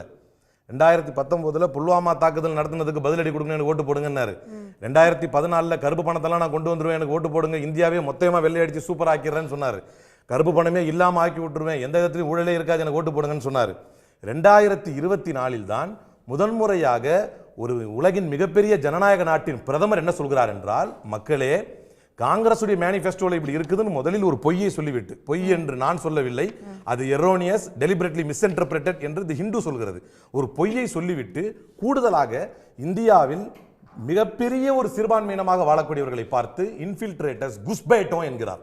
முஸ்லிம்களை குறித்து ஒரு வார்த்தையை சொல்லிவிட்டு இதெல்லாம் இப்பதான் பேசுறாரு. 2024 அவருடைய தோல்வி உறுதி என்று நாங்கள் சொல்வதற்கும் பல காரணங்கள் உண்டு. அதே மாதிரி நீங்க கேட்கல, சார் சொன்னார் லவ்லி சிங்குடைய உதாரணத்தை சொன்னார். நான் என்ன கேட்கிறேன், லவ்லி சிங் கட்சியை விட்டு போயிட்டாரு, நாங்க எப்படி கெஜ்ரிவாலுக்கு அகைன்ஸ்டாக ஓட்டு கேட்கறது, கெஜ்ரிவாலுக்கு ஆதரவாக எப்படி ஓட்டு கேட்கறது அப்படின்னு லவ்லி சிங் கேட்கிறாரு அப்படின்னு சொன்னா, தெலுங்கு தேசம் கட்சியினுடைய தலைவர் சந்திரபாபு நாயுடு 4 நாளைக்கு முன்னால என்ன சொல்றாரு, 4% முஸ்லிம் ரிசர்வேஷன் நாங்க உறுதியா இருக்கிறோங்கிறார். இப்ப இவங்க ஏற்பாங்களா எதிர்ப்பாங்களா? எப்படி? அப்ப என்னத்த கூட்டணி இது? நீங்க தான முரண்பாடு மொத்தம் உருவம். எப்படி எதிர்ப்பீங்க, எப்படி கூட்டணியில இருப்பீங்க சொல்லுங்க. எப்படி கூட்டணியில இருப்பீங்க? சொல்றேன், கட்சி ஒரு கட்சி ஒன்னு இருக்கு, காங்கிரஸ் இருக்கு. அது நீங்க பேசுறீங்க, நீங்களே சொன்னீங்க. ஒரு நிமிஷம் இருங்க, 5 நிமிஷத்துக்கு முன்னாடி தான் அப்படி இருங்க ஒரு நிமிஷம் இருங்க, பேசிட்டு இருங்க. கூட்டணி கட்சிகளுக்குள்ள இருக்கிற கொள்கை முரண்பாடு இருக்குல்ல, இவங்க இருக்காங்கல்ல, பேரறிவாளன் விடுதலை பண்ணது அவங்க ஏத்துக்கறாங்களா? ராஜீவ் காந்தி விடுதலை பண்ணது ஏத்துக்கறாங்களா? மனிதாபிமான அடிப்படையில் எங்க அன்னை சோனியா காந்தி விடுதலை பண்ணாங்க. நீங்களும் வந்து ஏன் பண்ணல? நாட்டுடைய கொள்கை முடிவை கேட்டா என்ன உதாரணம் சொல்றாரு பாருங்க. ஏஎஸ் அழகிரி என்ன சொன்னாரு, அது என்னதான் துரதிர்ஷ்டவசமானது போய் பாத்துக்க கூடாது. இருங்க அப்போ நான் இப்ப சொல்றேன், எல்லா இடத்துலயும் அரசினுடைய கொள்கை முடிவை சொல்லுங்கன்னா யாரை விடுதலை பண்ணது இல்ல. ஒரு நிமிஷம் இருங்க, அவர் ஒன்னு சொன்னார்ல, சார் இருங்க, அது சொல்லிடுறேன், கம்ப்ளீட் பண்ணிடுறேன். சொன்னீங்க இருங்க, அவர் சொன்னார்ல லிங்குஸ்டிக் மைனாரிட்டி பாருங்க, 6வது பேஜ்ங்க. We will ensure that the minorities receive their fair share of opportunities in education, healthcare, public employment, public works contracts. பாருங்க. சரி சார், அது என்ன இருக்கு? நீங்க தான சொன்னீங்க, எங்க நான் எங்க சொன்னதோ இருக்கு காட்றேன். பப்ளிக் நீங்க ஃபேர் ஷேர்ல ஒரு நிமிஷம் இருங்க, பப்ளிக் உட்பட்டது நியாயமானதுன்னு அர்த்தம். ஃபேர் ஷேர் ஏதாவது புரிஞ்சா என்ன மேடம், பப்ளிக் வர்க் கான்ட்ராக்ட். நான் திரும்ப ஆரம்பத்துல அவர் என்ன சொல்றாருன்னு கேட்டீங்க, எனக்கு புரியல. சொல்லுங்க. ஒரு பிரிட்ஜ் கட்டறோம், டெண்டர் விடுறோம், எல்லாரும் டெண்டர் போடுவாங்க. யாருக்கு ஃபினான்ஷியல் எபிலிட்டி இருக்கு, யாருக்கு ஒர்க் எக்ஸ்பீரியன்ஸ் இருக்கு, அவங்க தானே கட்ட முடியும். இது மைனாரிட்டி பிரிட்ஜுங்க, அது வேற யாரும் கொடுத்துறாங்கன்னு சொல்லுவீங்க. இது எதுக்கு இல்ல அதுவும் ஒரு பப்ளிக் கான்ட்ராக்ட்ல ஏன் அப்படி சொல்லப்படுதுன்னா பப்ளிக் இல்ல நான் ஃபேர் ஷேரை பத்தி பேசிட்டு இருக்கேன். எங்க உங்களுக்கு ஃபேர்னு வந்துருச்சோ சட்டத்திற்கு உட்பட்டு நீதியாக தரப்படும் என்பது அங்க வார்த்தை. அதை ஏன் அந்த வார்த்தை பயன்படுத்தப்படுதுன்னா சிஏஜி உடைய அறிக்கையின்படி அம்பானி அதானிக்கு நீங்கள் எதெல்லாம் எடுத்து கொடுத்திருக்கீங்க, ஒரு வருட கால அனுபவம் கூட இல்லாத கம்பெனில அந்த மாதிரி வருது. பிரிட்ஜ் கட்டறது மட்டும் டைவர்ட் பண்ணலாம். மற்ற நிறுவனங்களுக்கு ஆக்ஷன்ஸ்ல கொடுக்கிறது அந்த விஷயத்திற்கு தான் காங்கிரஸ் அதை சொல்கிறது. அதை கொண்டு வந்து முஸ்லிம் இது முதல்ல ஏற்புடையதா? ஒருத்த முஸ்லிம் நடத்திட்டு கான்ட்ராக்ட் கொடுப்பாங்களா? என்ன சார் பேசுறீங்க? சரி வர அடுத்த பாயிண்ட் வந்துடுறேன். இல்ல இன்னும் நீங்க நிறைய ஒத்துக்க வேண்டியது இருக்கு சார். இப்போ டிடிபி பார்ட்டி சொல்லுது பப்ளிக் கான்ட்ராக்ட்னா என்னது சார், தெளிவா சொல்லிடுங்க. பப்ளிக் வொர்க் கான்ட்ராக்ட்னா என்னன்னு சொல்லுங்க. அரசு தரப்புல இருந்து கான்ட்ராக்ட் தர்றாங்க இல்லையா, அதுல ஃபேர் பார்ட்டிசிபேஷன் இருக்கணும்னு ஏன் சொல்றாங்கன்னா ஏற்கனவே அன்ஃபேரா அதானிக்கு எடுத்து கொடுத்ததனால தான் சிஏஜில உள்ள irregularities இருக்குது. அதையும் இதையும் முடிச்சு போட்டு எப்படி பிரதமர் நரேந்திர மோடி மன்மோகன் சிங்குடைய பேச்சையும் காங்கிரஸ் மேனிஃபெஸ்டோவையும் முடிச்சு போட்டதை வந்து டெலிபரேட்லி மிஸ்இன்டர்பிரேட்னு சொன்னாங்களோ அதை மாதிரி டெலிபரேட்டா மிஸ்இன்டர்பிரேட் பண்ணிட்டு இருக்காரு சார். இப்போ ஆறேன் டிடிபி பார்ட்டி வந்து 4% ரிசர்வேஷன் இப்ப அவரே சொல்லிட்டார் நாங்க எதிர்ப்போம் அப்படின்னு. அப்ப இந்த கூட்டணியுடைய அந்த அழகை நீங்களே பார்த்து ரசிச்சுக்கலாம். மூணாவது ஆனி ராஜா இப்படி சொல்லிட்டு அங்க போனாங்கன்னா பினராயி விஜயனே சொல்லி முடிச்சிட்டாரு சார், நீங்க ரொம்ப லேட்டு. பினராயி விஜயன் என்ன சொல்லிட்டாரு, இதெல்லாம் நாங்க பேசுறது எதுக்காக, தேர்தல் நேரத்தில் இதெல்லாம் ஹீட்டட் ஆர்கியூமெண்ட்ஸ், வெர்பல் ஆர்கியூமெண்ட்ஸ் தான், வெறும் வெர்பல் ஆர்கியூமெண்ட்ஸ் தான். எங்களுடைய நோக்கம் நீங்கள் இரண்டாவது இடத்தை பிடித்து விடக் கூடாது. நாங்க நோக்கத்துல தெளிவா இருக்கிறோம். பிஜேபி இந்த ஸ்டேட்ல இரண்டாவது இடம் பிடிச்சிட கூடாது. நீங்க ஆர்கியூமெண்ட்ஸ்க்கு என்ன வேணாலும் பேசலாம், அவங்க பேசினா மட்டும் அது தப்பா? பேசுங்க. அவங்க பிரச்சாரத்துல என்ன வேணாலும் பேசுவாங்க சார். ஒரு எரும மாடுன்னா ரெண்டு எரும மாட்டை பிடிச்சுக்குன்னு கூட சொல்லுவாங்க. அது அவங்களோட தேர்தல் யுக்தி. ஆஹா, இங்கதான் வித்தியாசப்படுது. எந்த இடத்தில் இரு சமூகம் அடித்துக் கொள்வார்களோ, எங்க இப்ப பினராயி விஜயன் பேசுறதுனாலோ ராகுல் காந்தி பேசுறதுனாலோ யாராவது வீட்டை கொளுத்திடுவாங்களா? நரேந்திர மோடி பேசுவதனால் நடக்கும், நடந்திருக்கிறது கடந்த கால வரலாற்றிலே. மக்களே காங்கிரஸ் மேனிஃபெஸ்டோல முஸ்லீம் எடுத்து கொடுத்துருவாங்க. ஃபர்ஸ்ட் கிளைம் இன் ரிசோர்ஸ் சொல்லி இருக்காரு மன்மோகன் சிங். யார் தெரியுதா, யார சொல்றாங்க தெரியுதா? இந்த ஊடுருவல்காரர்கள் நிறைய பிள்ளை பெத்துக்கிறவங்க. ஏத்துக்குவீங்களா? அப்படி எங்கயாவது பேசி இருக்காங்களா? அப்படி எங்கயாவது இன்ஃப்ளமேட்டரி ஸ்பீச் எங்கயாவது காங்கிரஸ் தலைவர்கள் கொடுத்திருக்காங்களா? இந்த நவநீத் சிங் ராணா எடுத்துக்கங்க. இப்பதான் அந்த மாதவி லதா வந்து அம்பெடுத்து விடுற மாதிரி அந்த இதை காட்டி மன்னிப்பு கேட்டாங்க. அந்த ஹைதராபாத்ல இருக்கிறோன்ட்டு மன்னிப்பு கேட்டு முடியல. அப்ப உங்களுக்கு மன்னிப்பு என்ன அளவு? நவநீத் சிங் ராணா முந்தானேத்து திரும்ப ஒரு மஸ்ஜித் பக்கம் போகும்போது திரும்ப அம்பெடுத்து விடுறீங்க ஒரு மஸ்ஜிதை பார்த்து. நீங்க இன்னைக்கு கூட அவங்க மேல ஒரு அலிகேஷன் என்னன்னா ஓட்டு போட போறவங்க கிட்ட ஃபர்தா ஆதார அட்டை காட்டுன்னு இருக்காங்க. இதே அதிர் ரஞ்சன் சௌத்ரி அவர்கள் ஓட்டு போட போறப்ப காரோட போக கூடாது அப்படின்னு சொல்லிட்டு போலிங் ஸ்டேஷன்ல நிறுத்திட்டாங்க. வந்து தேர்தல் கமிஷனுடைய இரட்டை நிலையை பத்தி நீங்க பேச ஆரம்பிச்சீங்கன்னா நீங்க தனி விவாதம் நடத்தணும். இந்த தேர்தலில் மட்டும் காங்கிரஸ் பிஜேபியோடு சேர்த்து எலெக்ஷன் கமிஷனையும் எதிர்த்து தான் இன்றைக்கு போராட வேண்டிய கட்டாயத்தில் இருக்கிறோம். ஓகே திரு ரவீந்திரன் துரைசாமி, இப்போ 4ஆம் கட்ட தேர்தல் முடிஞ்சிருக்கு. 5 மணி நிலவரப்படி ஒரு 62% ஓட் பர்சன்டேஜ் வந்திருக்கு அப்படிங்கறத புரிஞ்சுக்க முடிகிறது. மொத்தமா என்ன டர்ன் அவுட் அப்படிங்கிறது நமக்கு இன்னும் கிடைக்க பெறல. நீங்க எப்படி எதிர்பார்க்கிறீங்க? இதுவரைக்கும் இந்த 3 கட்ட தேர்தல்கள்ல வந்து லோ டர்ன் அவுட் வந்துங்கிறது எதிர்பாராத விதமாக இருக்குது. அந்த லோ டர்ன் அவுட் அப்படிங்கிறது பாஜகவுக்கு எதிரானதாக இருக்கக்கூடும் அப்படின்னு நிறைய அனுமானங்கள் இருக்கிறத நம்ம பார்க்கிறோம். நீங்க எப்படி பார்க்குறீங்க இந்த 4 கட்ட தேர்தலை? பொதுவாகவே பாஜகவுக்கு எதிராக இங்கே தமிழ்நாட்டில் பேசப்படக்கூடிய அந்த கருத்தில் வந்து நான் முழுக்க வேறுபடுகிறேன். அந்த லோ டர்ன் அவுட்டுக்கு என்னுடைய காரணம் எல்லா இடத்துலையுமே ஸ்டேட்டஸ்கோ பொசிஷன். அது பாஜக கீழே இருக்கக்கூடிய இடம், பாஜக ஃபைட் பண்ண முடியாத இடமும் அதில் சேரும். பாஜக தொடர்ந்து 14லும் 19லும் வெற்றி பெற்ற இடமும் அதில் சேரும். அதாவது பாஜக வெற்றி பெற்ற இடத்தில் அவர்கள் ஸ்வீப் பண்ண இடத்துல அந்த கட்சிக்குள்ள எந்த பிரச்சனையும் இல்லை. ராஜீவ்காந்திக்கு எதிராக பிபி சிங் வெளியேறது மாதிரியோ, இந்திரா காந்தி அம்மையாருக்கு எதிராக சந்திரசேகர், மோகன் தாரியா, நந்தினி சஸ்பதி, ஜெகஜீவன் ராம், ஹெச்என் பகுனா போன்றவர்கள் வெளியேறின மாதிரியோ எந்த ஒரு உள்கட்சி பிரச்சனையும் இல்லாமல் கட்சி ஆல்மோஸ்ட் இன்டாக்டாக இருக்கிறது. மேலும் கர்நாடகா, யூபி போன்ற இடங்களில் கூடுதலாக கூட்டணி கட்சிகளும் அவர்களுக்கு சேர்ந்திருக்கிறார்கள் என்று எனும்போது, அப்கோர்ஸ் பஞ்சாபில் கூட்டணி இல்லை அவங்களுக்கு, அங்கே ஒன்றும் பெரிய வெற்றி பெறாத இடம் தான், 2 தான் வந்தாங்க. தமிழ்நாட்டிலையும் கூட்டணி இல்லை, அங்கேயும் ஒரு எம்பி மட்டுமே பெற்ற ஒரு இடம் தான் தமிழ்நாட்டிலையும் அந்த போலிங் குறைவாக இருக்கிறது காரணம் வெற்றி பெற்ற அணி வெற்றி பெறும், தோல்வி பெற்ற அணி பிரிந்திருக்கும் போது தோற்றவர்கள் மத்தியிடம் ஒரு அவநம்பிக்கையும் வெற்றி பெற்றவர்களிடம் வந்து ஒரு சுணக்கமும் இருப்பது காரணமாக இருக்கலாம்.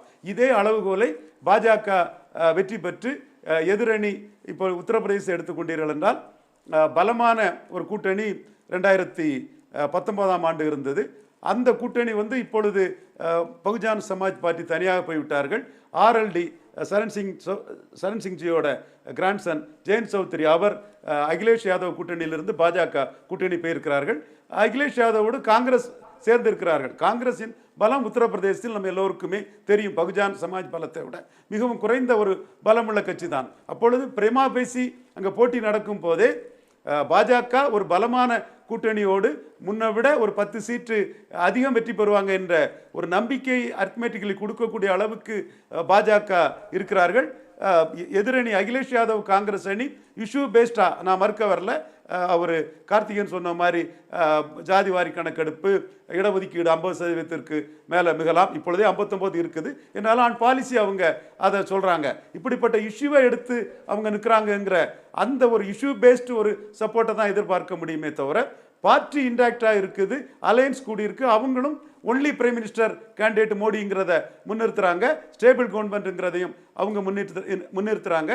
இதையும் தாண்டி ராகுல் வெர்சஸ் மோடி என்று அவங்க சொல்வது காரணம் என்னவென்றால் நடந்த சட்டமன்ற தேர்தல்களில் காங்கிரஸ் பாஜகவை நேரடியாக எதிர்கொள்ளக்கூடிய மாநிலங்களில் பெர்ஃபார்ம் பண்ணிய அளவுக்கு காங்கிரஸ் வந்து மக்களவை தேர்தலில் 14 மக்களவை தேர்தல் காலகட்டத்திலோ 19 மக்களவை காலகட்ட நேரத்திலோ பெர்ஃபார்ம் பண்ணவில்லை. அதுபோல் மக்களவை தேர்தல் என்றால் மோடி சட்டமன்றத்தில் பாஜக RSS கட்சி லோக்கல் லீடர் இதை தாண்டி மோடிக்கு அந்த பாஜகவும் காங்கிரசும் மோதக்கூடிய இடங்களில் 10% 15% வாக்குகள் அதிகம் கிடைத்திருப்பதனால் ராகுல் ஒரு சாஃப்ட் டார்கெட். ராகுலை முன்னிறுத்தினால் அது பாஜகவுக்கு ஆன்டி மோடி என்பதை விட மோடி வெர்சஸ் ராகுல் என்பது தங்களுக்கு சாதகமாக இருக்கும் என்ற அடிப்படையில் தான் மோடிக்கும் ராகுலுக்குமான போட்டி என்பதை அமித்ஷா கூறுவதாக நான் பார்க்கிறேன். இன்னொரு விஷயம், எல்லாருமே 10 வருஷ ஆன்டி இன்கம்பன்சி 10 வருஷ ஆன்டி இன்கம்பன்சி என்பதை பொதுவாக நாம் எல்லாருமே பேசுகிறோம். ஆனால் ஒன்றை மறந்துவிட வேண்டாம், 5 வருட ஆன்டி இன்கம்பன்சியோ அல்லது ப்ரோ இன்கம்பன்சியோ அதற்கு ஒரு ரிலீவலை 2019 கொடுத்திருக்கிறார்கள். இப்பொழுது மக்கள் தீர்ப்பளிக்க போவது 2019 to 24 வரை உள்ள மோடியின் ஆட்சி எப்படி இருக்க போகிறது என்பதற்கான தீர்ப்பை தான் மக்கள் அளிக்க. 2019 தேர்தலை சந்திக்கும் பொழுது 5 வருட இன்கம்பன்சி ஆர் ப்ரோ இன்கம்பன்சி ஏதோ ஒன்று வந்து உறுதுணையாக இருந்திருக்கும். 5 ஆண்டுகள் இவ்வளோ செஞ்சுருக்கோம், இன்னும் செய்ய வேண்டியது இருக்குன்னு சொல்லி வாக்கு கேட்கலாம். இப்போ 10 ஆண்டுகள் நிறைவடைஞ்சிருச்சு. 2004 எப்படி சைனிங் இந்தியான்னு சொன்னாங்களோ அது போல காஷ்மீரிலிருந்து கன்னியாகுமரி வரைக்கும் இந்தியாவை ஒன்றிணைக்கக்கூடிய ஒற்றை முழக்கமாக பாஜகவுக்கு ஒண்ணுமே இல்லை. மோடிக்கு கேரண்டின்னு சொல்றாங்க. ஆனா தேர்தல் பிரச்சார களத்தில் எல்லாம் காங்கிரஸினுடைய தேர்தல் அறிக்கையை முன் வச்சு தானே அவங்க பிரச்சாரங்களை வைக்கிறாங்க. மோடி அவர்கள் வந்தா என்ன செய்வாரு, 10 வருஷம் செஞ்சிருக்காரு, இதை தாண்டி என்ன செய்வாரு, அந்த முழக்கம் சரியா எடுத்துட்டு போகப்பட்டிருக்கா? அதாவது மோடி வராமல் இன்னொருத்தர் வந்தால் நாட்டின் நிலை மிகவும் மோசமாக போகும் என்ற கருத்தை தான் அவர்கள் கூறுகிறார்கள்.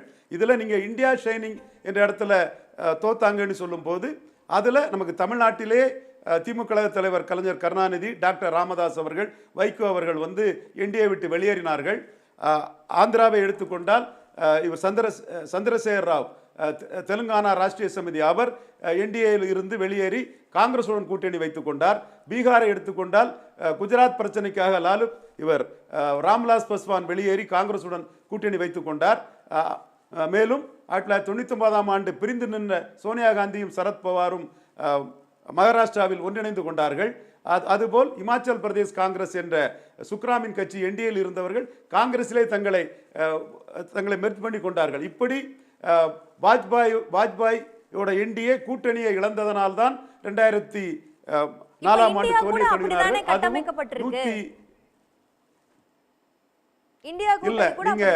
நீங்க வந்து பிரிஞ்சு நின்னவங்க நான் அதை விளக்குறேன். பிரிஞ்சு நின்னவங்க கூடியிருக்கிறாங்க, நான் மறுக்க வரல. ஆம் ஆத்மி டெல்லியில் கூடுனது அவங்களுக்கு ஒரு பிளஸ் தான். ஆனால் கம்ஃபர்டபுளாக ஒரு 57% வாக்கு பலத்தோட மோடி இருக்கிறாரு. அவரோட அலையன்ஸ் இன்டாக்டாக தான் இருக்கிறாரு. RLD கூட்டணி டெல்லியிலும் கொஞ்சம் அவங்களுக்கு ஹெல்ப் பண்ணுது. 57% அடுத்தபடியா யூபியில முன்ன விட அது எப்படி சார் 30+ எவ்வளவுதான நம்பர்ஸ் சொல்லியிருக்காங்க பாஜகவினுடைய வாக்கு? இல்ல 57% வாக்குகளை பெற்று 7 தொகுதிகளிலும் பாஜக டெல்லியில் 2019ஆம் ஆண்டு வெற்றி பெற்றார்கள். அதே வேளையில சட்டமன்றம் வரும்போது அரவிந்த் கெஜ்ரிவால் பாஜகவை தோற்கடிச்சது நமக்கு தெரியும். நான் முன்வைக்கக்கூடிய வாதம் என்னவென்றால் 2014, 19 2 தேர்தல்களிலுமே பாஜக ஸ்வீப் பண்ண இடங்கள்ல லீடர் எபோவ் த பார்ட்டியாக மோடி இருந்தார். அதுதான் இந்த அளவுக்கும் மோடிக்கு அந்த கெயினை கொடுக்கும்னு நான் உறுதியா நம்புறேன். அதே அடிப்படையில் தான் நான் பேசுறேன். நான் மாறுபடக்கூடிய ஒரே மாநிலம் 5 சீட் 10 சீட்டுன்னு இழந்தால் கூட அவங்க வைக்கக்கூடிய அந்த இலக்கை அடையவே முடியாது அப்படின்ற கணிப்புகள் நிறைய இருக்கிறத நம்ம பார்க்கிறோம். சென்ற முறை வென்றதை விட அதிகமான சீட்டு கூடதுக்கு வாய்ப்பு இருக்கா? யூபியில சீட்டு கூட வாய்ப்பு இருக்குது, வெஸ்ட் பெங்கால கூட வாய்ப்பு இருக்குது, தெலுங்கானாவில் 2-3 சீட்டு கூட வாய்ப்பு இருக்குது, ஒரிசாவில் சீட்டு கூட வாய்ப்பு இருக்குது. ஸோ இந்த 4 இடங்கள்ல சீட்டு கூடுவதற்கு வாய்ப்பு இருக்கதா தான் நான் பார்க்குறேன். காரணம், ஆந்திராவில் 1% பலத்தோடு இருந்த கட்சிக்கு 2014 வெற்றி பெற்றவங்களுக்கு 19 தோல்வியடைந்த நாயுடு ஒரு பிரைமினிஸ்டர் கேண்டிடேட்டாக மோடியை முன்னிறுத்துறார். 6 சீட்டு கொடுத்திருக்கிறாங்க. பவன் கல்யாணும் அங்கு கூட்டணி இருக்கும் போது என்டிஏக்கும் அங்க சில குறிப்பிடத்தக்க இடங்கள் வர வாய்ப்பு இருக்கு, பாஜகவுக்கும் வர வாய்ப்பு இருக்குது. ஒரு இடத்திலிருந்து 8 இடத்துக்கு போன ஒரிசாவில் இந்த முறை 10க்கு மேல பாஜக பெறுவதற்கான வாய்ப்புகள் இருக்குது. குறிப்பா வெஸ்ட் பெங்காலில் 18 இடத்துல இருந்து 2லிருந்து 18 வந்தவங்க 18லிருந்து 24 வரை கூட போகிறதுக்கான வாய்ப்பு இருக்குது என்ற கருத்துக்களும் வருது.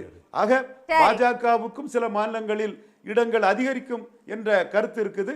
மகாராஷ்டிரா மட்டும் உத்தவ் தாக்கரேக்குள்ள சிம்பதியும் சரத்பவாருக்குள்ள சிம்பதியும் பாஜகவுக்கு சில பாதிப்புகளை கொடுக்கலாம் என்ற 400க்கு வாய்ப்பு இருக்கா? 275 370? நான் தெளிவாக சொல்லக்கூடிய கருத்து 2014-19 விட அதிக அளவு மக்கள் மோடி தலைமை ஆதரிப்பார்கள் என்ற கருத்தையும் 19ற்கு இணையான இடங்களை பெறுவார்கள் என்பதையும் தான் நான் தொடர்ந்து கூறி வருகிறேன். சரி திரு மதிவாணன், அங்க வந்து கட்சி இன்டாக்டா இருக்கு, பிஜேபியில வந்து கூட்டணி எல்லாம் இன்டாக்டா இருக்கு, ஒரே என்டிஏ அப்படிங்கிற தலைமையில தான் தேர்தலை வந்து சந்திக்கிறாங்க. கூட்டணி கட்சிகள்லாம் வந்து தேர்தல் சந்திக்கிறப்போ ஒரு மாநிலத்தில் போய் ஒருத்தர் ஒரு மாதிரி பேசுறது இல்லை. இந்தியா கூட்டணியில் அப்படியெல்லாம் பேசிக்கிறாங்க. இதுவே ஒரு பெரிய இதுதான். மற்றபடி நிறைய மாநிலங்களில் வந்து அதிகமான சீட்டுகளை வாங்குவதற்கு வாய்ப்பு இருக்கு, மோடியால் இன்னும் இருக்கு அப்படின்றாங்க. அதாவது மோடி அவர்களுக்கே அந்த நம்பிக்கை இல்லாமல் போச்சு. ரவீந்திரநாத சுவாமி சார் பேசும்போது மோடி முதல்ல என்ன சொன்னார், தேர்தல் ஆரம்பிக்கும் போது மோடிக்கா கேரண்டின்னாரு. இவர் இப்போ எந்த இடத்துலையுமே மோடிக்கு கேரண்டின்னு மோடியே பேசுறதில்ல. ஆரம்பிக்கும் போது 400க்கு மேலே வருவேன்னாரு, இப்போ அவரே 400 மேலே சொல்கிறதில்ல. அதுக்கப்புறம் ஆர்டிகல் 370 நாங்கள் திரும்ப பெற்றோம், அதனால் எங்களுக்கு 370 வரும்னு அவரே மாற்றிட்டார் வசனத்தை. அதுக்கப்புறம் என்ன சொன்னாங்க, தேசிய ஜனநாயக கூட்டணி ஆட்சி அமைப்போன்னு பேசினார். அதுக்கப்புறம் எங்கே போயிட்டாருன்னா அவர் இதெல்லாம் சொல்லி பார்த்தா ஓட்டு வரல, என்ன பண்ணுறதுன்னு தெரியாமல் கடைசியில் அவர்கிட்ட இருக்கிற கடைசி ஆயுதம் என்ன ஆயுதம் எடுப்பாங்கன்னா பிளவுவாத அரசியல் தான் அவங்க எடுப்பாங்க. திரும்பவும் இந்து முஸ்லீமு உங்கள் தாலியை பறிச்சுன்னு போயிடுவாங்க. அப்புறம் உங்கள்கிட்ட 2 எருமை மாடு இருந்தால் 1 எருமை மாடு வாங்கி ஒருத்தர் கொடுத்துருவாங்க. அப்புறம் உங்கள் SC ST OBC ஒதுக்கீடு எடுத்து முஸ்லீமுக்கு கொடுத்துருவாங்க. அதுக்கப்புறம் ராமர் கோயிலை மூடிடுவாங்க. ஆர்டிகல் 370 திரும்ப வந்துடும், திரும்ப ராமராஜ்யம் போயிடும். இப்படி மக்களாட்சியை பற்றி பேச வேண்டிய ஒரு பிரதமர் இதுக்கு அப்படியே உல்டாவாக பேசிக்கிட்டு இருக்கார். அப்போ ராமராஜ்யம் வந்து வரும்னு சொன்னால் அப்போ 10 வருஷம் வந்து யார் ஆண்டதுன்றதை அவர் தான் சொல்லணும். அப்போ அவரோட ஆட்சியை அவரே டீப்ரமோட் பண்ணிக்கிறாரான்றது எங்களுக்கு தெரியல.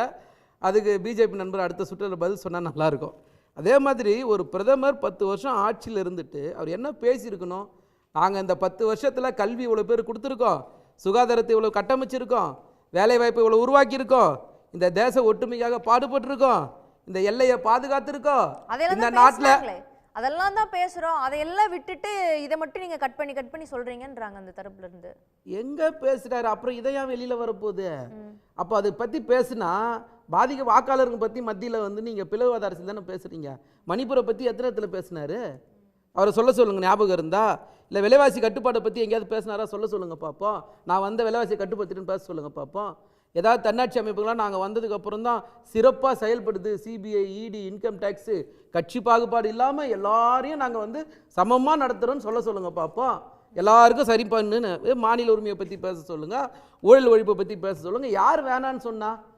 எல்லாருமே சகோதரர் சொன்னதே நான் மாதவி லதா ஹைதராபாத் கேண்டிடேட் என்ன பண்ணுறாங்க அவங்க இன்னைக்கு வரைக்கும் ஓட்டு போடுற நாள் வரைக்கும் அவங்க அப்போ தன்னிலே தோல்வி பயத்தை தான் அந்த செயல் நடத்துகிறாங்க அவங்களோட நடவடிக்கைலாம். நவ்னீத் கவுர் பேசின அந்த 15 செகண்ட் இன்னைக்கு வரைக்கும் என்ன பதில்னு யாருமே சொல்லலை. அது எதுக்கு அந்த அவங்க அந்த அம்மா அந்த வார்த்தையை பயன்படுத்தினாங்க சொல்லுங்க. சரி, யோகி ஆதித்யநாத் பீகாரில் போய் என்ன பேசுகிறாரு, இல்லை உத்தரப்பிரதேச என்ன பேசுகிறாரு, அவர் 20க்கு 80 தேர்தல் சொல்லி தான் அவர் சட்டமன்ற தேர்தலை சந்திச்சாரு. இப்போ என்ன சொல்றாரு, அலிகார் பேரை மாத்திருவேன், ஷாஜகான் நகர் பேரை மாத்திருவேன், வாக்குகள் இருக்கு அவருக்கான ஆதரவு அதிகமா இருக்குன்னு சொல்றாங்களே. இல்லை நாங்கள் என்ன சொல்றோம்னா ஆதரவு இருக்குதுன்றதுக்காக தப்பு செய்யலாமா? நீங்க ஒரு தலைவர்களா செயல்படல. நான் திரும்ப சொல்றேன், அது வாக்குகளா மாறுதா சீட்டா மாறுதாங்கறத. இந்த நாடு ஒரு மதசார்பற்ற நாடு. இங்க மதத்தை வச்சு ஓட்டு கேட்க கூடாதுன்றது எல்லாருக்குமான சட்டம் தான். அது என்ன நீங்க மட்டும் காங்கிரஸ்காரங்க யாராவது பேசினா தேர்தல் ஆணையம் விளக்கண்ணையை ஊற்றி கண்ணை திறந்து பார்த்து 48 மணி நேரம் தடை விதிக்கிறீங்க. பிஜேபிக்காரங்க பேசினா மட்டும் தேர்தல் ஆணையம் வேலையே செய்யாதா? எங்களுக்கு முதல்ல அந்த விஷயத்தெல்லாம் இவங்க தயவு செஞ்சு பிஜேபி நண்பர்கள் வந்து குறித்து வச்சு அடுத்த சுற்றில் பதில் சொன்னால் நல்லாயிருக்கும். எங்கள் பிஜேபி ஆளுங்க இது மாதிரி பேசுனாங்க, அவங்கவுங்களாம் இந்த இடத்துல நடவடிக்கை எடுத்துருக்கு தேர்தல் ஆணையம் அவர் சொல்லணும் அடுத்த சுற்றில். அதுனா காங்கிரஸ்காரங்களும் மற்ற இந்தியா கூட்டணி மட்டும்தான். அதே மாதிரி இந்த கூட்டணி இந்த 2 பேரும் இன்டாக்ட் இல்லை அதெல்லாம் பேசுகிறாங்க. நான் கேட்குறேன், 80 தொகுதி உத்தரப்பிரதேசத்தில் இருக்குது, கூட்டணி இருக்கா இல்லையா? பீகாரில் 40 தொகுதி இருக்குது, கூட்டணி இருக்கா இல்லையா? தமிழ்நாடு பாண்டிச்சேரி சேர்த்தா 40 தொகுதி இருக்குது, கூட்டணி கரெக்டாக இருக்கா இல்லையா? இவங்க எதை சொல்ல வராங்க? நீங்கள் கர்நாடகா, மத்திய பிரதேசம், ராஜஸ்தான், உத்தரப்பிரதேசம், குஜராத், பஞ்சாப், தெலுங்கானா எங்க கூட்டணி சரியா இல்லை, இதெல்லாம் சேர்த்தீங்கன்னா 380 தொகுதி மேலே வருது. அப்போ நீங்கள் என்ன பேச வரீங்க, என்ன சொல்ல வரீங்க மக்களுக்கு? உங்களுடைய கருத்து எதை போய் சேரணும்னு ஆசைப்படுறீங்க? 380 தொகுதிக்கு மேலே கூட்டணி இன்டாக்டாக இருக்குது. 2-3 மாநிலத்தில் இல்லைன்னு நீங்கள் சொல்கிறீங்க. மேற்கு வங்கத்தை சொல்கிறீங்க. மேற்கு வங்கத்தில் யார் ஜெயிச்சாலும் இந்தியா கூட்டணி தானே. சரி, கேரளாவில் இருக்கிற 20 தொகுதியில் யார் ஜெயிச்சாலும் இந்தியா கூட்டணி தானே. இல்லை, சில கடுமையான குற்றச்சாட்டுகளை தேர்தல் களத்தில் ஒருத்தரை மாற்றி ஒருத்தர் மேலே வச்சுக்கிறீங்க. அதுக்கப்புறம் நாளைக்கு நீங்களே வந்து ஜெயிச்சதுக்கப்புறம் வந்து ஓட்டு வாங்கி ஜெயிச்சதுக்கப்புறம் ஒன்றா இருந்துப்பீங்களா? காலைல கூட எங்கள் அண்ணனுக்கு எனக்கு சண்டை வந்துச்சு, அதுக்காக பேசாமல் வந்துட்டோமா? இல்லை நாளைக்கு காலைல போய் பேச மாட்டோமா? கருத்து வேறுபாடு இருந்தா தானே குடும்பம் நாடு எல்லாமே. நாங்க என்ன மோடி மாதிரி சர்வாதிகார ஆட்சியை செய்யறோம்? யாரும் எங்களுக்கு எதிராக பேசக்கூடாது, யாராவது எதாவது பேசுனீங்கன்னா நாங்க வந்து கைது பண்ணி உள்ள போட்டுருவோம்னு சொல்றதுக்கு கருத்து இருக்கணும். கருத்து இருந்தாதான் எல்லாம் சரியா இருக்கும். நீங்க கருத்தே இல்லாம ஒரே கருத்து, அது மோடி கருத்து, அது நாக்பூர் கருத்தா இருக்கணும், RSS சொல்றது அஜெண்டாவா செயல்படுத்தணும், நீங்க எடுத்துன்னு போனீங்கன்னா அப்புறம் நாடு எப்படி நாடா இருக்கும்? மோடி 14ல் இந்த மாதிரி ஒரு இடத்துல பேசியிருப்பாரா? இந்து முஸ்லீம் சிறுபான்மை பெரும்பான்மை SC ST OBC இதை பற்றி எங்கேயாவது என்ன சொல்லி ஓட்டு கேட்டு வந்தீங்க? வளர்ச்சியை கொடுப்பேன்னு சொன்னீங்க, அதை கொடுத்தீங்க, கொடுக்கல அதை பேசுங்க. விலைவாசி கண்ட்ரோல் பண்ண, பெட்ரோல் டீசல் கேஸ் வேலை வாய்ப்பு கடுத்த அதை பேசுங்கன்ற. 19ல் உங்களை ஏதோ ஒன்று புல்வாமா காரணம் காட்டி ராணுவ வீரர்கள் மேலே உட்காந்து அரசியல் பண்ணிட்டு போயிட்டீங்க. நாங்கள் அதை பற்றி பேசவே விரும்பல. திரும்ப இந்தியா உயர்த்தி காட்டியிருக்காங்க. G20 மாநாடு நாங்கள் தான் நடத்தணும்னு சொல்கிறாங்க. பெரிய ட்ரில்லியன் எக்கானமியா வந்து வளர்த்தி இருக்கிறோம் அப்படின்னு சொல்கிறாங்க. இதெல்லாம் தானே வளர்ச்சி. இந்த இருங்க சகோதரர் இருங்க, நான் பேசுகிறேன். என்ன அதாவது இந்த பிரதமர் தான் என்ன சொன்னார், 80 கோடி பேருக்கு 5 கிலோ அரிசி கொடுக்குறேன்னு சொன்னார். நாங்கள் 5 கிலோ அரிசி வாங்க முடியாத அளவுக்கு தானே எங்களை வைக்கலாம வச்சுருக்கீங்க. அப்புறம் என்ன வளர்த்துட்டீங்க நீங்கள்? 70 கோடி மக்களுடைய பணத்தை 22 பேர் வச்சிருக்காங்க. எப்படி போச்சு? நீங்க ஆட்சிக்கு வரும்போது அதான் நீ எத்தனாவது பணக்காரு? 647வது பணக்காரு. 3வது இடத்துக்கு கொண்டு வந்தீங்களா, கொண்டு வரலையா? நான் என்ன கேட்குறேன், நீங்களும் நானும் அந்த மாதிரி வந்தோமா? இந்த 140 கோடி மக்கள் அந்த மாதிரி வந்தாங்களா? யாரையாவது உயர்த்திருக்கீங்களா? இதுதான் எங்களுடைய கேள்வி. நீங்க இதை எங்கேயாவது பிரதமர் பேசுறாரா? இதுதான் நாங்கள் கேட்கறது. நீங்க அதாவது வளர்ச்சியை கொடுத்தீங்க உங்களுக்கு நம்பிக்கை இருந்தா நிச்சயமா சொல்றேன், மோடி இந்து முஸ்லீம் பேச மாட்டாரு. அவர் கையில் இருக்கிற ஒரே ஆயுதம், கடைசி ஆயுதம் குஜராத் ஆயுதம். அவர் சொன்னார் இல்ல குஜராத் மாடல்ல, அதான் குஜராத் மாடல். இப்போ 2024 தான் அதை நோக்கி தேர்தல் எடுத்துன்னு போறாங்க. குஜராத்தில் என்ன செஞ்சு ஆட்சி இத்தனை வருஷமா கட்டமைச்சு வச்சிருக்கீங்களோ அதுக்கு இந்த நாட்டை எடுத்துன்னு போகணும் ட்ரை பண்றீங்க. ஆனா தெளிவா நான் சொல்றேன்னா, இன்னைக்கு கன்னியாகுமரியிலேருந்து காஷ்மீரில் இருக்கிற அத்தனை பேரும் பெட்ரோல் போடும்போது, டீசல் போடும்போது, மெடிக்கல் மருந்து வாங்கும்போது எல்லாருக்கும் தெரியும் இந்த மோடி ஆட்சிக்கு வந்ததுக்கு நம்ம எவ்வளோ கஷ்டப்பட்டுன்னு இருக்கோம்ட்டு. விலைவாசியை பொறுத்த வரைக்கும் ஏதாவது ஒரு இடத்துல, நான் திரும்பி சொல்கிறேன், இந்த 5 துறையை மட்டும் அவர் பேச சொல்லுங்க. ஒரு இடத்துல இந்த பிரதமரை நான் வந்து கட்டுப்பாட்டாக வச்சுருக்கேன், 2014 இவ்வளோ இருந்தது நான் குறைச்சிருக்கேன், 2019 இவ்வளோ இருந்தது நான் குறைச்சிருக்கேன், ஒரே ஒரு டிபார்ட்மெண்ட்டை பேச சொல்லுங்க. ஆனா அவர் பேச மாட்டார். Okay. அப்படி அவர் பேசுறதா இருந்தா இந்த மாதிரி அவர் திரும்பவும் சொல்றேன், அவரோ அவர் சார்ந்த அவர்கள் ஆட்கள் சகாக்கள் யாருமே இந்த இந்து முஸ்லிம்னு பேசவே மாட்டாங்க. மதம் சார்ந்த அரசியலை தாண்டி மக்கள் இல்ல நீங்க திரும்ப இப்ப ஒரு வளர்ச்சியை டிமாண்ட் பண்றாங்க. அது இந்தியா முழுக்க ஒரே மாதிரி இல்ல. இப்போ நான் என்ன கேக்குறேன்னா, காங்கிரஸ் ஒரு தேர்தல் அறிக்கை கொடுத்தது, இந்தியா கூட்டணி சார்பா திராவிட முன்னேற்ற தேர்தல் அறிக்கை கொடுத்தது. அந்த தேர்தல் அறிக்கையில நாங்க வளர்ச்சிக்கு என்ன கொடுத்துருக்கோம் அதை பேசுங்க. நான் இப்ப இன்னைக்கு ராகுல் காந்தி சொல்லியிருக்காரு, நாங்கள் ஆட்சிக்கு வந்தால் விவசாயிகளோட கடன்கள் தள்ளுபடி செய்யப்படும்னு. நீங்கள் கார்பரேட் நண்பர்களுக்கு ஒரு 35 லட்சம் கோடி தள்ளுபடி பண்ணீங்கல்ல, 25 லட்சம் கோடி வாரா கடனும் 10 லட்சம் கோடி வந்து கார்பரேட் டேக்ஸ் தள்ளுபடி பண்ணீங்கல்ல, அதில் எத்தனை லட்சம் கோடி பேர் மக்களுக்கு வந்து நீங்கள் கொடுத்துருக்கலாம் இலவசத்தைன்றது 16 லட்சம் பேர் கொடுத்துருக்கலான்ட்டு ராகுல் காந்தி ஒரே மேடையில் சொல்லியிருக்காரு. அதை பற்றி இந்த மோடி பேசணும், அவங்க சகாக்கள் பேசணும். இது எதையுமே பேசாமல் இதை எடுத்து அவங்களுக்கு கொடுத்துருவாங்க, எரும மடத்துக்கு இவங்களுக்கு கொடுத்துருவாங்க, இவங்க தாலி எடுத்து அவங்களுக்கு கொடுத்துருவாங்கன்னா யாரை எங்க பயமுத்துறீங்க? சரி, ஓகே ஓகே. இதற்கிடையே மக்களிடமும் ஒரு கேள்வியை கேட்டிருந்தோம். பொது விவாதத்திற்கு தயாரென ராகுல் காந்தி அறிவித்த நிலையில பிரதமர் மோடி தயங்குவது ஏன் என கேட்டிருந்தோம். அவசியமற்றது என்பதால் என்றும் அம்பலப்படுவோம் என அச்சம், நடுநிலையாக நடக்காது, விவாதத்தை விரும்பாததால் என்கின்ற அடிப்படையில் கேட்கப்பட்டிருந்தது. அவசியமற்றது என்பதால் என்று 6% மக்கள் தெரிவிச்சிருக்காங்க கருத்துக்களை. அம்பலப்படுவோம் என அச்சம் என்று 86% மக்கள் தெரிவிச்சிருக்காங்க. நடுநிலையாக நடக்காதுங்கிறனால விவாதத்திற்கு தயங்குகிறார் என்பதை 2% மக்களும், விவாதத்தை விரும்பல அப்படின்னு 6% மக்களும் கருத்துக்களை தெரிவிச்சிருக்கிறாங்க. அந்த மக்களுக்கு நன்றி. நான் திரு ரவீந்திரன் துரைசாமி அவர்களிடம் பார்வையை பெறணும்னு நினைக்கிறேன். திரு ரவீந்திரன் துரைசாமி, உங்களுடைய இறுதி கருத்தா வச்சிருங்க. இறுதி கருத்தா வந்து மோடிக்கு வந்து ஆல்டர்னேட்டிவ் இல்லைங்கிறது மோடிக்கு ஒரு பெரிய ப்ளஸ்ஸாக இருக்குது. 14-19 only prime minister candidate at Modi project ஆனது அவருக்கு, அதே போல் 24 ப்ரொஜெக்ட் ஆனது அவருக்கு ஒரு ப்ளஸ்ஸு. ஆர்கனைசேஷன் அவருக்கு பெரிய பலமாக இருக்குது. கூட்டணியை கூட பல மாநிலங்களில் அவருக்கு சீட் கன்வெர்ட் பண்ணக்கூடிய மாநிலங்களில் அவர் பலப்படுத்தி இருக்கிறாரு. 3வது முறை மோடி பிரதமராக வருவதற்குள்ள சாத்தியக்கூறுகள், அர்த்மெட்டிக், அவங்க வெற்றி பெற்ற கெமிஸ்ட்ரி எல்லாமே தெளிவாக இருக்கிறது. திமுக அணி தமிழ்நாட்டில் ஏற்கனவே வெற்றி பெற்ற அணி என்பதில் மாற்று கருத்து இல்லை. ஆனால் மற்ற மாநிலங்களில் கெமிஸ்ட்ரி எப்படி இருக்கும், மற்ற மாநிலங்கள்ல கெமிஸ்ட்ரி எப்படி இருக்குங்கிறத பார்த்து தான் அறியணும். காரணம், அகிலேஷ் யாதவுக்கும் காங்கிரசுக்கும் 2014 இந்த முறை அவர்கள் மிகவும் மோசமாக தோற்கக்கூடிய உருவாகலாம் என்று நான் கருதுகிறேன். 2024 இன்னைக்கு அமித்ஷாவோ மோடி என்ன சொல்றாங்க, மோடியா ராகுல் காந்தியான்னு இன்னைக்கு கேக்குறீங்க. அப்ப என்ன அர்த்தம்? நீங்க ராகுல் காந்தியை பார்த்து பயப்பட ஆரம்பிச்சிட்டீங்கன்றதுதான் இதோட அர்த்தம். Okay sir.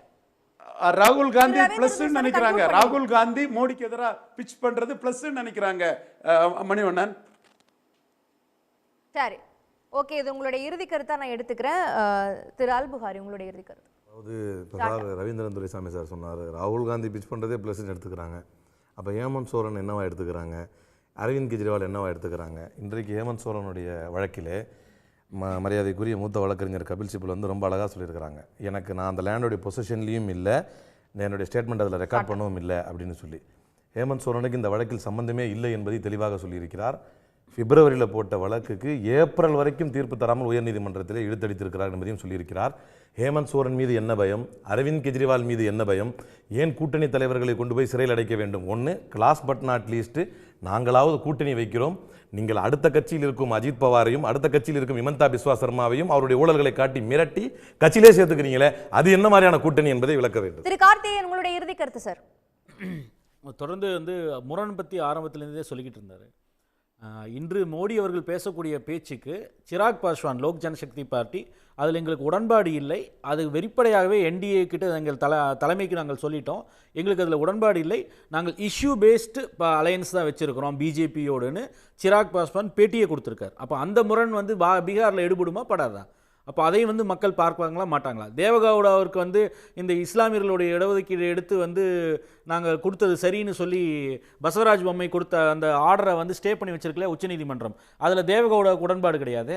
சிறுபான்மையினருக்கு இடஒதுக்கீடு கொடுக்கணும்னு சந்திரபாபு நாயுடு சொல்கிறாரு. அப்போ அதே போல தான் இந்தியா கூட்டணியில் சில விஷயங்களில் முரண் இருக்கிறது போல இதே என்டிஏ கூட்டணியிலையும் மோடி அவர்களுக்கும் அவர்களுடைய கூட்டணி கட்சிகளுக்கும் பல முரண்கள் இருக்குது. அதே மாதிரி இவர் ரவீந்திரன் துரைசாமி சொன்னார் 10 ஆண்டுகள் ஆன்டி இன்கம்பன்சி இருக்கக்கூடாது, 5 ஆண்டுகளில் வந்து மீண்டும் வெற்றி பெற்று வந்துட்டார்னு. அப்போ இன்னைக்கு இருக்கக்கூடிய பிரச்சனைகள் இருக்கு இல்லையா, வேலையின்மை 47 ஆண்டுகளில் இல்லாத அளவுக்கு வேலையின்மை, அதே போல் விலைவாசி உயர்வு, இது எல்லாவற்றையும் வந்து அந்த பிரச்சனைகளுக்கு தீர்வு வைக்கும்போது 10 ஆண்டுகளாக நீங்கள் ஆட்சி செஞ்சீங்கன்னு தான் பார்ப்பாங்க. கடந்த 5 ஆண்டு உங்களுக்கு வந்து ஏற்கனவே வந்ததுக்கப்புறம் திருப்பி ஆட்சி கொடுத்துட்டு வந்ததுனால அதுக்கு முன்னாடி 5 வருஷம் வேற யாரோ ஆட்சியில் இருந்தாலும் நினைக்க மாட்டாங்க. மக்கள் வந்து ஹோலிஸ்டிக்காக தான் பார்ப்பலைங்களை ஒழிய பிரித்து பார்க்க மாட்டாங்க. நீங்கள் இது தொடர்ந்து வந்து அவர்கள் மோடி வெர்சஸ் ராகுல்னு சொல்வதற்கான காரணம் என்னன்னா, பைனரியா பாஜகவுடைய பிரச்சாரம் என்பது மோடியை அவர்களை முன்னிறுத்தி மட்டும்தான் இருக்கு. ஆனால் பிரச்சனை என்னன்னா 10 ஆண்டுகளில் எலக்டோரல் பாண்ட் பிரச்சனை வந்ததுக்கு அப்புறமும் சரி, சிஏஜி ரிப்போர்ட் வந்ததுக்கு அப்புறமும் சரி, மோடி பிம்பம் சரிந்திருக்கிறது. ஊழல் பிரச்சனைகள் அவருக்கு எதிராக வந்து விமர்சனமாக மாறி இருக்கு. ஊழல் பிரச்சனைகள் அப்போ மோடி பிம்பமே சரிஞ்சிருக்கக்கூடிய ஒரு சூழல்ல தான் அந்த ஒரே ஒரு ட்ரம்ப் கார்டை மட்டும் வச்சு தேர்தலை சந்திக்கிறாங்க. அதுதான் அவர்களுடைய பலவீனம். ஓகே சார், திரு குமரகுரு உங்களுடைய இறுதி கருத்து. நான் முதலே சொன்னது தாங்க, என்ன வேணா அவங்க சொல்லட்டும், ஜூன் 4 வரைக்கும் ஏதாவது காரணம் கண்டுபிடிச்சி தான் இருக்கணும். இப்போ நண்பர் சொன்னார் பாருங்க, கடைசியில் 2019 ஏதோ புல்வாமா வச்சு ஜெயிச்சிட்டாங்கன்னு, அது ஒரு காரணம் இப்போ சொல்றாங்கல்ல. இப்போ 2024 ஒரு காரணம். இருங்க சொல்றேன், முடிச்சிடுறேன். இருங்க, நீங்க சொன்னீங்க நான் சொன்னேன், யாரோ ஒருத்தர் சொன்னீங்க. இப்போ நல்ல காரணமா தேடி வச்சுக்கோங்க. ஜூன் 4ஆம் தேதி நான் ஜெயிக்கும் போது என்ன காரணம் தெரியுமா, இந்த ஒரு காரணத்தினால ஜெயிச்சிட்டாங்கன்னு சொல்லி எல்லாரும் இந்தி கூட்டணியில சேர்ந்து ரூம் போட்டு யோசிச்சு ஒரு நல்ல காரணமா தேர்ந்தெடுத்து வைங்க. அன்னைக்கு நாங்கள் ஜெயிக்கும் போது உங்கள்கிட்ட பேசிக்கிறோம். சரி திரு மதிவாணன், காரணமா தேர்ந்தெடுத்து வச்சிருக்கீங்களா? இறுதி கருத்து. இல்லை, அதாவது இப்போ சகோதரர் இவ்வளோ கஷ்டப்பட்டு பிஜேபிக்கு பேசினார், அவருக்கு என்ன 50 ரூபாய்க்கு பெட்ரோல் போட போகிறாங்க? அவர் தயவு செஞ்சு சொன்னால் நல்லாயிருக்கும். இல்லை அவர் போய் வாங்கினா விலைவாசி குறைஞ்சிருக்குதுன்னு சொன்னார்னா சந்தோஷம் தான், நாங்கள் வேணான்லாம் சொல்லலை. காரணம் கிடையாது, ஒவ்வொருத்தரோட வலி, 140 கோடி மக்களுடைய வலி வேதனை. இந்த 10 வருஷம் வியாபாரிகளை போய் கேட்டு பாருங்க, ஜிஎஸ்டியோட குளறுபடிகள் அந்த அளவுக்கு உச்சத்தில் இருக்குன்னு சொல்லி அதை சரி பண்றதுக்கு ஏதாவது ஒரு இடத்துல மோடி அவர்கள் பேச தயாரா இருக்காரா? எல்லைகளை பத்தி பேச தயாரா இருக்காரா? இந்த நாட்டு பெண்களை பத்தி பேச தயாரா இருக்காரா? பேச தயாரா இருக்காரு? சொல்லுங்க. நீங்க வரி 10 ரூபாய் என்கிட்ட கொடுத்துருங்க, வரியை என்கிட்ட கொடுத்துருங்க. நான் என்ன சொல்றேன், வரியை என்கிட்ட கொடுத்துருங்க, நாங்க நிர்வாகம் பண்ணிக்கிறோம். பிரச்சனை முடிஞ்சு போச்சு. எல்லாத்தையும் நீங்க எடுத்துக்கிட்டு இவரே திசை திருப்ப பாக்குறாரு. நான் சொல்றேன், நாட்டோடைய எல்லைகளை பத்தி இந்த பிரதமர் பேசணும், இந்த நாட்டு பெண்களை பத்தி இந்த பிரதமர் பேசணும். எதையுமே இந்த பிரதமர் பேசுறது இல்ல. பாகிஸ்தான் பத்தி அப்புறம் பேசிக்கலாம், முதல்ல நாங்க உயிரோட வாழ்றதுக்கு ஒரு வழியை சொல்லுங்க, அதுக்கப்புறம் பாகிஸ்தான் பத்தி அப்புறம் பேசுவோம். ஓகே, நன்றி. நிறைய முரண்பாடுகளோடு தான் கட்சிகள் தேர்தலை சந்திக்கிறது. 4ஆம் கட்ட தேர்தல் எப்படி வாக்கு சதவீதத்தை கொண்டு வந்து சேர்த்திருக்கு அப்படிங்கிறதையும் பொறுத்திருந்து தான் பார்க்கணும். இன்றைய விவாதத்தில் பங்கு கொண்ட விருந்தினர்களுக்கும் பார்த்த நேயர்களுக்கும் நன்றி. மீண்டும் ஒரு கேள்வி களத்தில் சந்திப்போம். உடனுக்குடன் செய்திகளை தெரிந்து கொள்ள சன் நியூஸ் பெல் ஐகானை கிளிக் பண்ணுங்க.